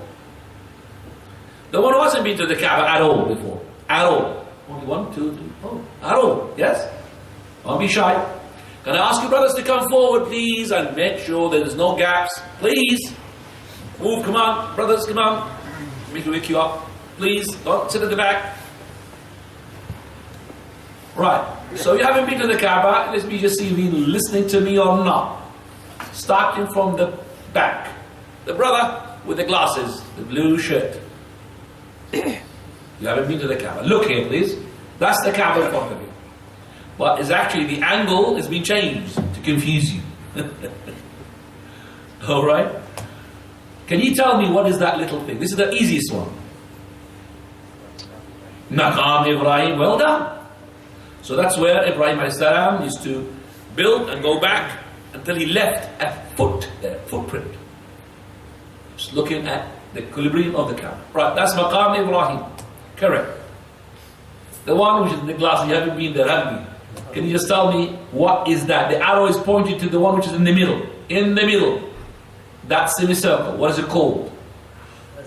That's the original boundary of the... So what is it called now? Original part of the Kaaba. What is it called now? I gave you 3 names. Give me one. 3 names I give you. There are 2 pillars. That's the one that's sitting on. No, no pillars. Is it called something else?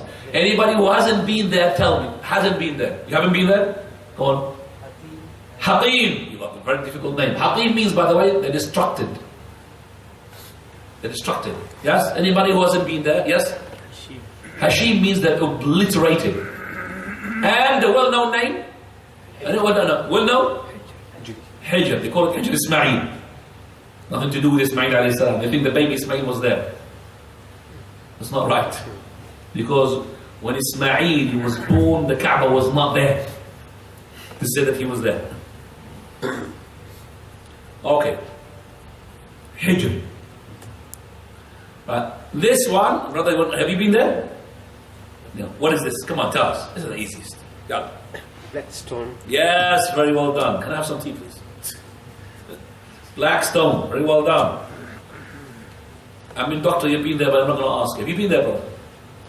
Yes. Have you been there, brother? The one with the beard? Or with the beard? Yeah, you've been there? The one behind you, have you been there? Next to you, have you been there? So can you tell me what is this? Shh. Ah! Yemeni. Yes, Yemeni. Next to it, Yemeni corn.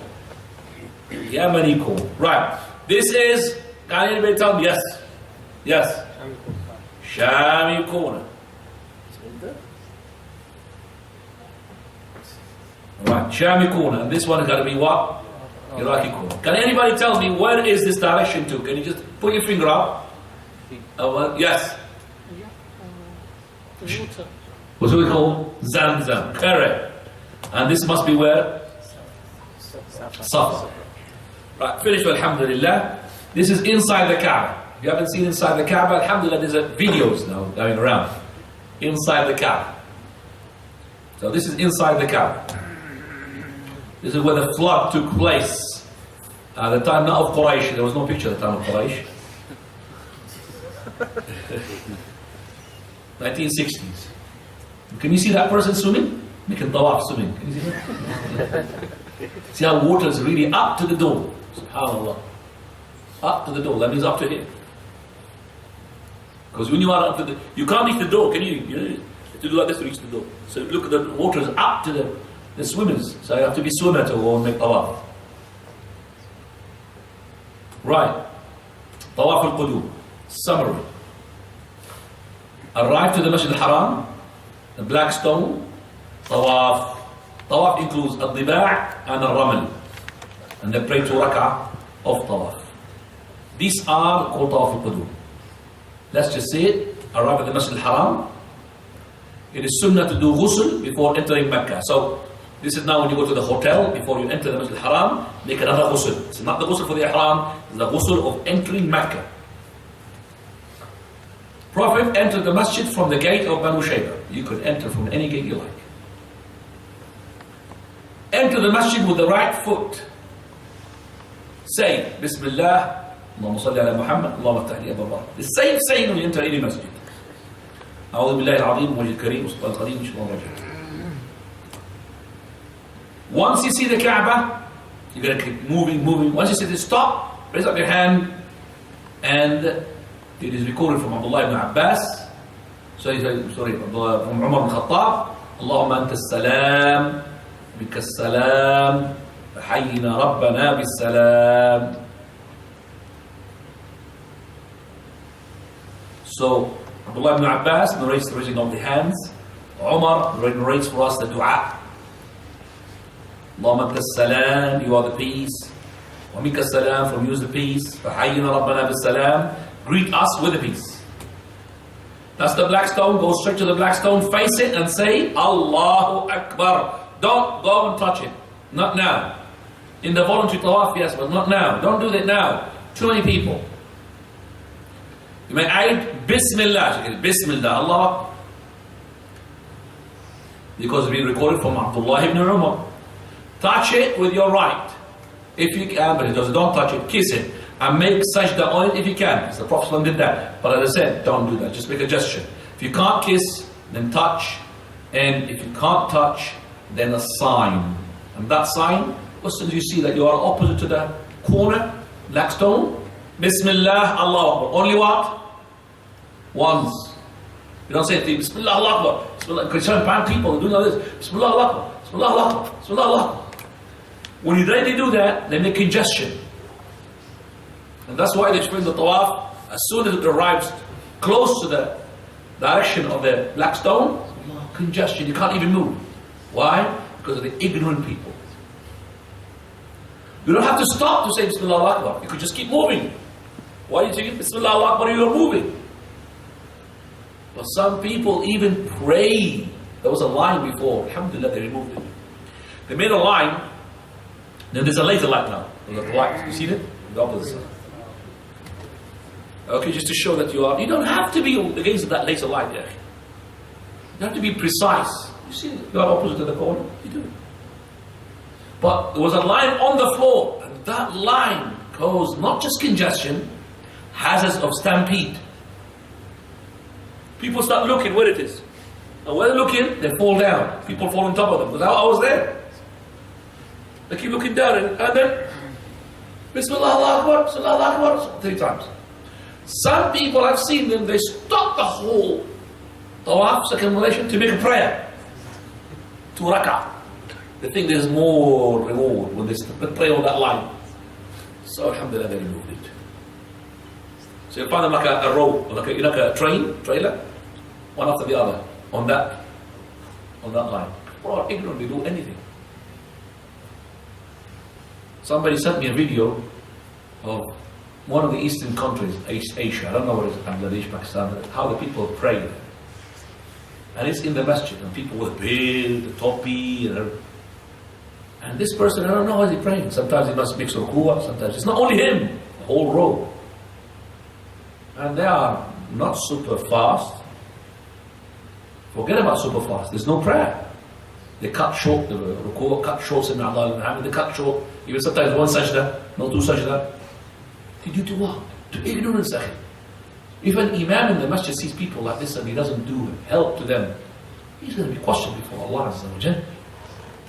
Where's your role to tell these people? Is this a prayer? Allah understand. Do that at the beginning of every circuit. You do not have to touch the black stone for your tawaf to be accepted. You don't have to. Don't push the crowd to get the black stone. The Prophet admonished Umar, don't do so, because you're a big man. Hurting a Muslim is a great sin, while kissing this black stone is not obligatory. Excellence of touching the black stone. If you can't, you'll get the excellence by putting your hand, inshallah. Prophet Allah said, it will take the sins in great multitude.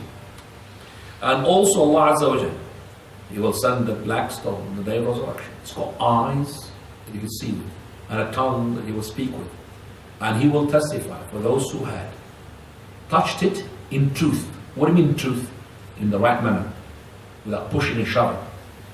There is the best time to touch it is after Fajr. Keep staying there, and there will be what? A queue. And there will be there a soldier.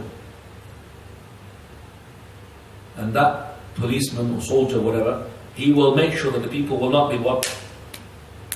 Shoving and pushing. So you could take your time in the queue until you reach it and you kiss it in the right manner. Don't make the women to kiss it. I don't advise any woman to kiss it. They'll be pushing and shoving. So she doesn't need to do that. She might even lose her hijab because of that. I have seen it with honor. From the other side, the woman, she came out and she had no hair cover or something. And she said, oh, I've touched it.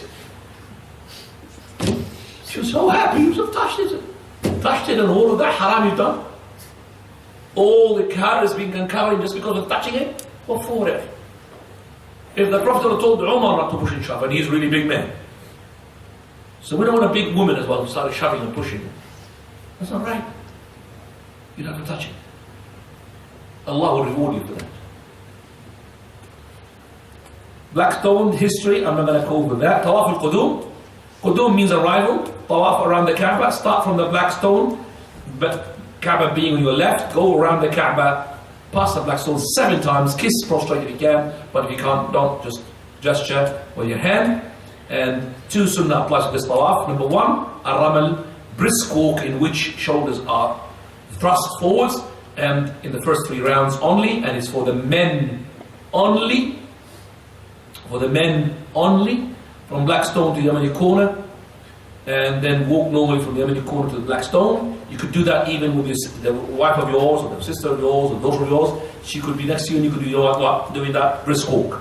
Al-Diba' means to expose your right shoulder, wearing the Ihram under your right armpit, and over the left shoulder, throughout the 7 rounds. Let me just show it to you. So the brisk walk, basically, you could have your wife next to you, and you could do it, because you're not running. It's a quick steps, one after the other. So don't make a run jogging. Okay? With shoulders straight. The reason behind this, what time is it now, Daisha? 44. How much left? 3 minutes. 3 minutes. Right. SubhanAllah, we're going to finish Umrah. Hajj inshallah next week. That's the Tawaf. 7 times. Tawaf, state of wudu is required for all kinds of tawaf. There's a difference among the scholars, but be on the safe side, because like a salah. Menstruating women does not make the tawaf until she becomes clean. All kinds of tawaf, including optional tawaf, consist of 7 circuits. Cannot make 2 circuits, and then after that 2 rak'ah followed. Kaaba should be on your left, and tawaf shall be performed within the boundaries of al-Masjid al-Haram. Touch the Yemeni core if you can. If you can't, just leave it, because it will remove the sins. do not make a gesture like you make for the black stone, and do not touch the Shami or the Iraqi corners. You could say between the Yemeni corner and the black stone the following dua: ربنا آتنا في الدنيا حسنة في الآخرة حسنة وقنا عذاب النار. Oh Allah, give us good in this life and good in the hereafter, and save us from the punishment of the fire. And there's no particular dhikr of tawaf in the first round, second round. You find people saying first round tawaf, dua, second round tawaf, dua. All of that are from the sunnah. Don't follow those books which would say to you those things. You could recite Quran, you could make dhikr, you could talk, but if you need. So don't take it as a chit chat, place or time to do it while you are making a tawaf. But you're allowed to talk, but make dhikr better, Quran better, inshallah. Do not whack the walls around the Kaaba, like the people that do that. It's only the Yemeni corner or the black stone. Continue tawaf without interruption unless it is necessary, otherwise it will be void. So you're not allowed, for example, to go and eat some chicken kebab while you are making tawaf and come back to continue. You're not allowed to do that. But if you have toilets pushing you, you go to relieve yourself and then you continue. You don't have to start from the beginning. If you have a prayer, for example, salah, you break off your tawaf and then you continue. What time left? Huh? 1 minute? No? No.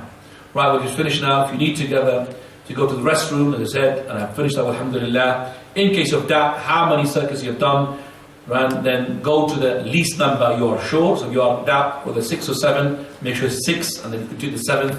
There is no sujood sahl for the missing tawaf. If you have doubt after you've finished and well after the Umrah, don't worry, don't do anything. Okay? And now we come to the Multazam, and that is inshallah next week, unless you want me to continue after the Isha. But I would say inshallah I would leave after the Isha for questions. Is that alright? Only for questions. The continuation will be next week. Is that alright for you, everybody? I'll give you for 5 to 10 minutes questions after this. Ask about their Hajj, and also just to recap on what we have just said, the last thing, that is the Tawaf al-Qudum, which is the arrival circumambulation. We said there are 7 rounds, and there is something called Iddiba', and that is exposing the right shoulder, and that will be for the whole 7 rounds. And the Ramal, which we said, the brisk walk, and is to be in the 3 rounds, not for the 7 rounds, so the first 3 rounds.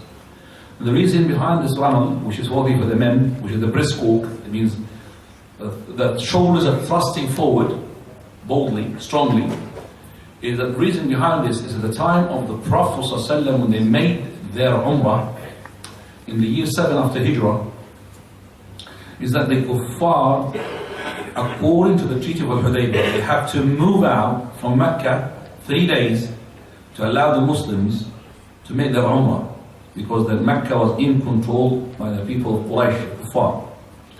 So when they moved 3 days, they did not move a lot, moved just only to the side on the mountains. And they moved to the side, let's say for example, this is the Kaaba, the table itself is the Kaaba. And let's say that where this bag of mine is the is the bag which is the black stone. So the corner before that black stone is called what? The Yemeni corner.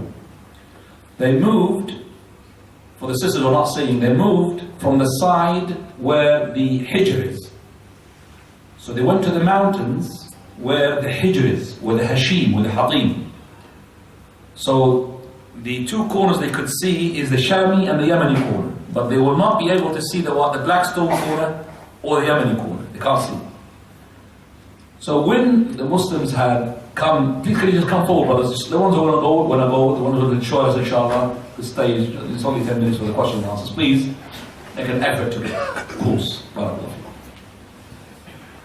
Brothers, fill up the spaces. Just don't leave gaps for the shaitan to come in. Always. Behind you. So the people of Quraysh were on the side where they can't see what is taking place between Yemeni corner and Blackstone corner. They can't see that. You could see 3 sides of the Kaaba.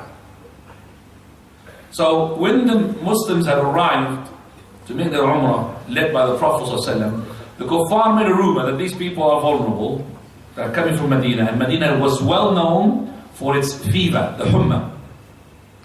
And you know that Humma was a disease for the Medina since the time of the Prophet ﷺ migrated.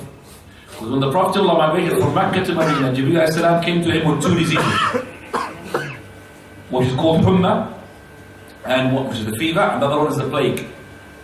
And he said to him, choose which one you want for the Medina and you want for the plague.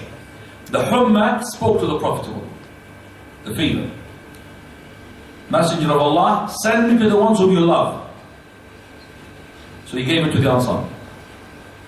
And as for the plague, he pushed it away into Jerusalem, Bayt al-Maqdis, Miqat Shem. And he said the plague is martyrdom for my ummah, and it is a punishment for the kuffar. Where the Humma, the fever, was for the people of Medina, and it stuck them for 6 days, and most of the people of Medina were ill, fever. And Abu Hurairah used to say that if I had a choice to choose a disease, I would choose the what?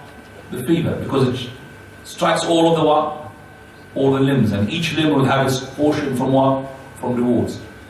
Because of those Humma is well known, these kuffar questions, oh, these people of Medina, they have got Humma, you know, so don't worry about them. Prophet of Allah wanted to show them that we haven't got Humma, we have strong strength, and this strength is important to deter them to come and what? Do something to the Muslims. So the Prophet of Allah told them that when we make the Tawaf now, we want to show the Kuffar Quraysh that we are what? Strong. So, they started the Tawaf from the black stone, brisk walk, with the shoulders thrusting forward, brisk walk, 3 sides of the Kaaba. When they reach the Yamani corner, they used to walk normally. That's what you should do as well. You don't brisk walk all the way. So brisk walk. When you reach the Yamani corner, walk normally, because they can't see you. They're on this side. And we do the same thing. 3 rounds, that's enough for the Quraysh people to show them. Now we don't have Quraysh, Kuffar, watch us, but we're still doing it. We still what? Do it. Because it's from the Sunnah became. It's called part of the Tawaf al-Qudum. But this is only the first Tawaf. So later on you're going to have Tawaf what? Al-Ifadah. Later you're going to have as well maybe voluntary Tawaf. There is no such thing brisk walk. And it's only for the men, not the women. And the women are not allowed to shake their bodies while they're walking. Only for the men. And you could do it while you are with wife. Itself? No, it's not. The gym. We need just some air. Okay, she moves to open it. So that is the story behind this. And by the way, there's a story behind the cloth of the Kaaba, there's a story behind the deluge of the Kaaba, there's a story behind the Zamzam of the water, there's a story behind the Sa'i to Safa Marwan. There's lots of stories behind this, but these lectures. So we are here to show you the rituals of the Hajj and the Umrah. We have reached now we have just finished the Tawaf, we haven't finished yet the 2 rak'ah, we haven't finished. That is for in 1 week time, inshallah, on Al-Ithnain Al-Qadim, next Monday. Any questions, please? Fadal? So Yeah. So for women, water. I'm thirsty. for women, you mentioned that one of the conditions they have to accompany with mahram, and the conditions on that slide were 3, and Islam was not mentioned. Could you clarify that, please? Jazakallah. Right. This question is based upon what I said, that the mahram is had to be male, sane, and adult. No Islam. So it could be a woman. She is coming from a Hindu family. Her father is a Hindu, and she's a Muslim. No problem to take her father, the Hindu, as a mahram. But you know that Hindu or non-Muslim cannot enter what? Mecca. He could really reach her up to borders of Mecca. She could enter inside. No problem. As long as she's not doing traveling. So she goes to the Haram of Mecca, where it says this is the route of the non-Muslims, and she could continue. But her mahram, it doesn't have to be a Muslim. But you know from the maharim, the one you cannot get married to, in Islam, is something called with the maharim of the musahara, or the maharim of the suckling. You know the suckling from the milk. That is, we don't take it from the disbelievers. Meaning, the disbelievers, they don't treat a person who drank from the same mother of theirs to be their what? Their brothers. So if there's a fitna, we don't really take them as a mahram. So, her stepdad, you know the stepdad? The one who marries to her mother. If he's a non-Muslim, yes, he's a mahram Islamically, but if you are not really sure, because those can be as well, do an affair with their stepdaughter, you know, so she'll not take him as a mahram because of fitna wise. Okay? But her father, her brother, her uncle, those are really always secured mahram, inshallah. Now, further. If you make the Hajj with the pure intention of increasing your risk, does that go against doing it for the sake of Allah? If you do Hajj for what, sir? To increase your risk, does that go against being sincere to Allah? And I don't know that question exists, ya Shaykh. I don't think anybody will go to Hajj for the sake of the risk because he knows he's going to spend £5,000. So that question doesn't really. The question is basically a person who believes that his risk is going to increase. He knows it's going to increase his spiritual. Nobody would say that, you know, my risk is going to increase. I'm having 20,000, 5,000 is gone, it's going to be 15,000. So if he's going for that sake, I don't think so. He's going for the sake of Allah subhanahu wa ta'ala. But on top of that, we say to him that Allah will give you barakah. So I don't think any person would go for the sake of, you know, increasing his money. That question, I don't think it will be helpful to the people. So let's have realistic questions. Questions that the people will, you know, that takes place. But inventing questions which don't exist, it might put some doubts in the mind of the people. People who are going to Hajj, and yet they know the reward of this Hajj in terms of spiritual and materialistic, no harm. We know that when we go to the neighbors, we join our relationship, we join the kinship, it's going to increase my age, isn't it? So I'm not going to put a question, if a person is going to join his kinship because of the sake he wants to increase his age, is going to be rewarded? That is going to be put in doubt now. Hang on a second, am I increasing my age when I'm visiting my uncle? Or it's confusing. So leave that, because it's going to be waswasa of the shaitan. Now, fadl. If the woman is capable to go to Hajj, but none of her maharim have. Very good. If a woman, she is having financial capability and physical capability, but she hasn't got mahram, is Hajj compulsory upon her or not? Can you put your finger up and ask the question? Father? No, it's not compulsory. It's not compulsory. And her husband is not obliged to go with her. None of her maharim is obliged, but we say it is be good to help her. So if she has her brother to go with her, you as a husband should not prevent her. Should not prevent her. Because it's a fulfillment of her Hajj, not the voluntary Hajj. The what? Compulsory Hajj. Voluntary Hajj, she has to have a permission from her husband. She has to have permission from her father. So the sisters, one of the conditions that make Hajj obligatory upon her is the availability of the mahram. The mahram's consent to go with her. Don't listen to those fatwa. 5 women can make what? We call it safe custody. No, yeah. There was a brother, he said, you know something, I'm a bus driver, a coach driver. Once I had 50 women coming with me, mashallah, coach of women. So who's their mahram? You're the driver you are, the mahram of that? You have your aunties and... He said, no, none of them, I know them. Allahul Musta'an. Company 50. That's not right. Prophet of Allah said, Ayyum Amra. Any woman, she should not go for a journey distance without a mahram. Be careful, sister. Don't listen to these fatwa. Now, I'm going to say. Anyway, ask a question, please. Fadl. Are you allowed to go? Are you Yemeni? Yeah. MashaAllah. Your father Yemeni? Mother. Mother Yemeni. But you are Yemeni, inshallah. See, the looks of the Yemeni, mashallah. I love the Yemenis, mashallah. Are you allowed to go? See, the Prophet ﷺ used to love the Yemenis. He used to say, Al-hikmatu Yaman, wal-iman Yaman, wal-fiqhu Yaman. Wisdom is with the Yemeni people. In general, of course, there are people of Yemen who are not having no wisdom. And the iman is for the Yemenis. And the fiqh, the understanding of it, الفقه يمان, والحكمة يمان, والإيمان يمان, even belief is Yemen, from Yemen. And even the first people who made the musafah, Prophet the Yemeni people. This musafah, handshake is Yemeni have done that. From them. Subhanallah. Fadal ya Yemen. Are you allowed to go Umrah before Hajj? Are you allowed to go Umrah to home? Who said to you you're not allowed to go to Umrah? I've heard You, brother, you can make as many Umrahs as you wish.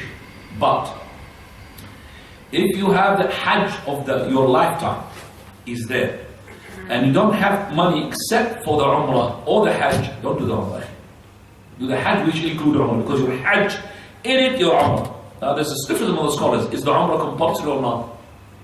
Well, to solve this sort of dilemma or the controversiality of this issue, you do Hajj tamattu, includes Umrah with it, khalas.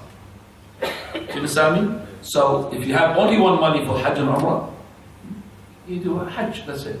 But if you have money for Umrah and Hajj, you could do as many Umrah, because the Hajj season is only in Hajj. So you're not going to wait until you do the Hajj and do the Umrah. Jazakallah khairan. Fadal. No? Is that it? Allah musta'an. I'm only joking. The Jazairi people, very nice people, and they love the Palestinians so much, they love them more than themselves. I'm Palestinian, you see, I know that. But they have something about them in general, which is what? Anger. They flip very quickly. Their button is so sort of hot, it might overload very quickly. So one day, Shaykh al-Albani, he says, and he keeps repeating this so many times, he says that a Shami from Bilad Sham had met somebody from the Maghrib al-Arab, Algeria. And this Algerian came to Bilad Sham and he loves him. He said to the Sham, MashaAllah, you know, the Shamis are very, their button, the flicker, they're really cold. Can't flick, you can't overload it. It's so open. They don't really say it. So you love the Bilad Sham so much. He said, you Shamis are very nice. So the Shami said to him, you are as well very nice Moroccans, Algerians. Except for one thing, the Algerians got really flicked out, overloaded. What is it? This is the one. What is it? He said, this is the one you just sought. You don't accept it. Tafadhal ya Habibi. Coconut oil. Coconut Oil. What is that? She won't want to use it in Ihram. It has a smell. Coconut oil. Coconut oil is no problem to use it. There's nobody would put coconut oil as perfume. She puts it for the sake of skin. No problem about that. Coconut oil, it's called argan oil, olive oil, extra virgin olive oil. And all these types of oils, no problem. Have you heard about pomegranate oil? Yes? If you have any pomegranate oil, please show me, because I want to see it. I want to taste it as well. I've heard it's really nice. Now. You mentioned that if a woman went without a mahram, her Hajj is accepted, but she sinned. Yes. Is that no Hajj mabrur then? It's not Hajj mabrur at all. If the woman, she goes Hajj without a mahram, it's not mabrur at all. But it will suffice for her obligatory Hajj. So if you sin, why should you go without mahram? But again, this question, I mean, if a woman, she knows it's going to be sin, would she do it? She won't get the visa. She would do it if she doesn't know if she's sinned. Do you understand me? Like these women, they think there are 5 women, coach of women. But the women she knows is haram, and she would do Hajj, that's again, that's another question. She will not do it. Further. So by exposing the right shoulder for Tawaf al-Qudum, we arrive on the black stone, then expose it, or we... Okay, good question. And when I make the Tawaf for the men, exposing the right shoulder, putting the towel from underneath my right arm, putting it on the left shoulder, covering it. Do I do it before I enter the Masjid Haram? Before I come to the Masjid Haram? No, I only do it when I start my Tawaf. So, I come to see the Kaaba, what do? Stop, raise up my hands like Abdullah ibn Abbas, Umar Khattabi said, Allahumma anta salam, wa minka salam, fahyina rabbana bis salam, still come. Come, walk until you will reach what? where you're going to be in the Tawaf, either close to the Kaaba or... Once you start the Tawaf, that's when you are what? Once you start, expose your right shoulder, not before that. And once you finish the 7th round, straight away you put it what? Back. And very easy, put it like this. So stop once you finish, because you have to cover your shoulder when you do 2 rak'ah. Jazakallah khair for the question. Fadl. Fadl Ahmed. Sheikh, are we allowed to kiss the black stone only in Tawaf or any time? Very good question. Am I allowed to kiss the black stone outside the Tawaf? What do you think, Ahmed? I think only in Tawaf. Yes. No hugging or kissing of the black stone if it's not within the Tawaf. So people think they're going to go kiss it, khalas, finish. No, ya akhi, it has to be part of the what? Of your Tawaf. So when you do the Tawaf, you do the kiss. You don't do the kiss just for the sake of the kiss and you go home. Once you are on the Hajar, you could do the following. Put your hands on the black stone and put your head prostration. Full. You can do that if you are safe, because some people might push your head and damage your head or do something and injure you. But if somebody can protect you, do the prostration quickly, prostrate on top of it, as the Prophet of Allah had done. Jazakallah khair for that question. Now, Can you explain the hadith? Explain what is the hadith? hadith. The hadith. The hadith. What is the hadith? Hadith is a sacrificial animal, just like the Qurbani. The sacrificial animal is for 2 types of Hajj. Hajj, which we call it the tamattu, that we told you to do it. And the Hajj, the Qiran. Hajj, the Qiran, you make the Tawaf and you stay instead of Ihram. And we said should not do it. You should not do it because the Prophet of Allah commanded the companions all of them to do the Hajj tamattu. That is, Umrah first, take off your Ihram, normal person until the 8th day of Hajj, go to the Hajj. The Hadi is for both. You have to make the Hadi. And this Hadi is to be slaughtered into the Mecca. To be given to the people of Mecca. But these days, people of Mecca as well, they are satisfied, alhamdulillah. So you could really take it now, slaughter it there and ship it where? Pakistan, Bangladesh, Jordan, all Muslim countries, alhamdulillah. Even in Jordan we get lots of it. So slaughtering it there in the place, and the slaughtering house, by the way, is in Mina. To tell you that Mina is part of Mecca. Is in Mina, slaughtering houses. And now these days you could just deputize companies, like a Rajhi. I don't know how much it is now at the moment. Have you been lately? It's part of the package. How much? Huh? Part of the package. Part of the Hajj package? Not all the companies do. Not all of them. I went with a company, Hajj didn't do Long that. time. No, it's not a long time. Recently. No, it's not part of the package. The company, even sometimes they give you a visa, you could go and look for the hotel. Some of the companies like that. Some do, some don't. Some of these, some don't. It's not all of them. Is it part of you, the Hadi? It's not. See? It's called Hajj company. Is it part of yours? No. It's not. So how much do you pay normally? No? How much in Riyal? About 375 Riyal? 400 Riyal. Yeah, I remember 375, it got up to 400 Riyals now. Which is 400 Riyals is... Huh? Nearly 100 pounds. Nearly less than 100 pounds, 90 pounds, yeah. Yeah, I remember that even I got mine for cheaper. I got mine for 50 pounds. Do you know why? No, very easy. 50 pounds I think. If you don't do it with these big companies. If you go with a brother, if you go yourself to go and do it in the slaughtering house, you will get it as 40 pounds. 30 pounds, 40 pounds. You do it yourself. But people, they don't have that, you could say, information how to do it. But I remember even some of the companies, private ones, they make money out of this. They take money and they make about 20, 30 pounds for each sheep. So they slaughter for about 100 people, that's 3,000 in their pocket. Money, good halal money, mashallah. Now, Father, sister, please send your questions. We've got you got a little kid here? Yeah. Mosquito. Killing mosquitoes, no problem. That means a mosquito lands, you don't go and search for mosquitoes in Saudi Arabia, start killing them. So once mosquito bites you, could bite her back, kill her. Now, Fadal. When you're doing a side, If I remember correctly, yeah, you say you come back on what same path that you started. Now we come to the sa'i. We say that you follow, when you come to the sa'i, the sunnah is to follow your steps. So you go to the side, you go to the side. Like this. But they made it now two separate kind of one-way system. You go that way. No. Meaning each one what it means. So when I'm going from one side, in that side, where do I go? In the middle, the side? Put this on the side. So on my return, I don't return to that side, I return different, but when I come back the second round, I do the same thing.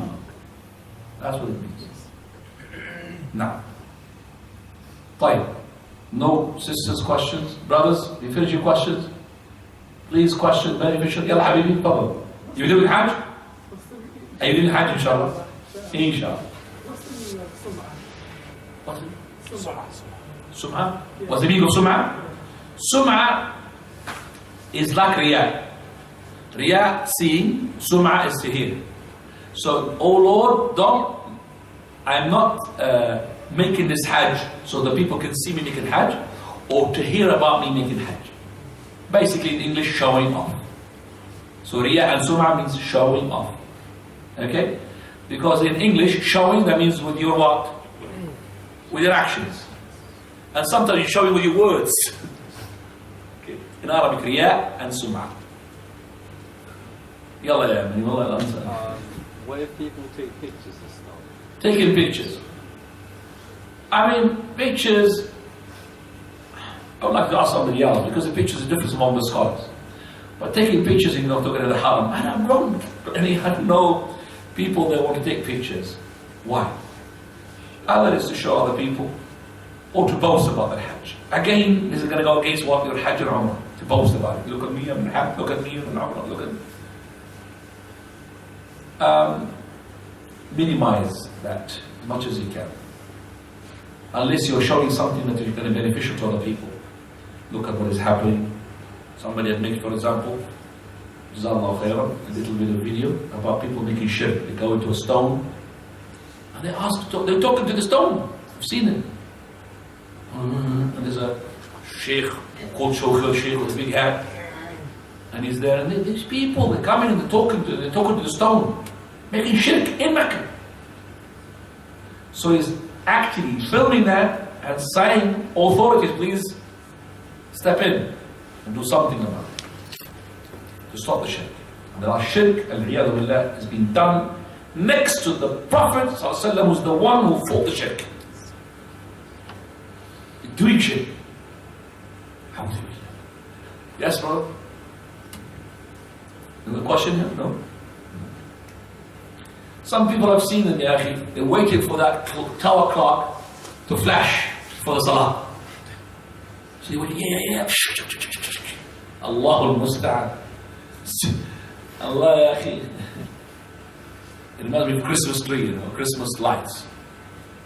Is it alright to use hair dye before going on Hajj?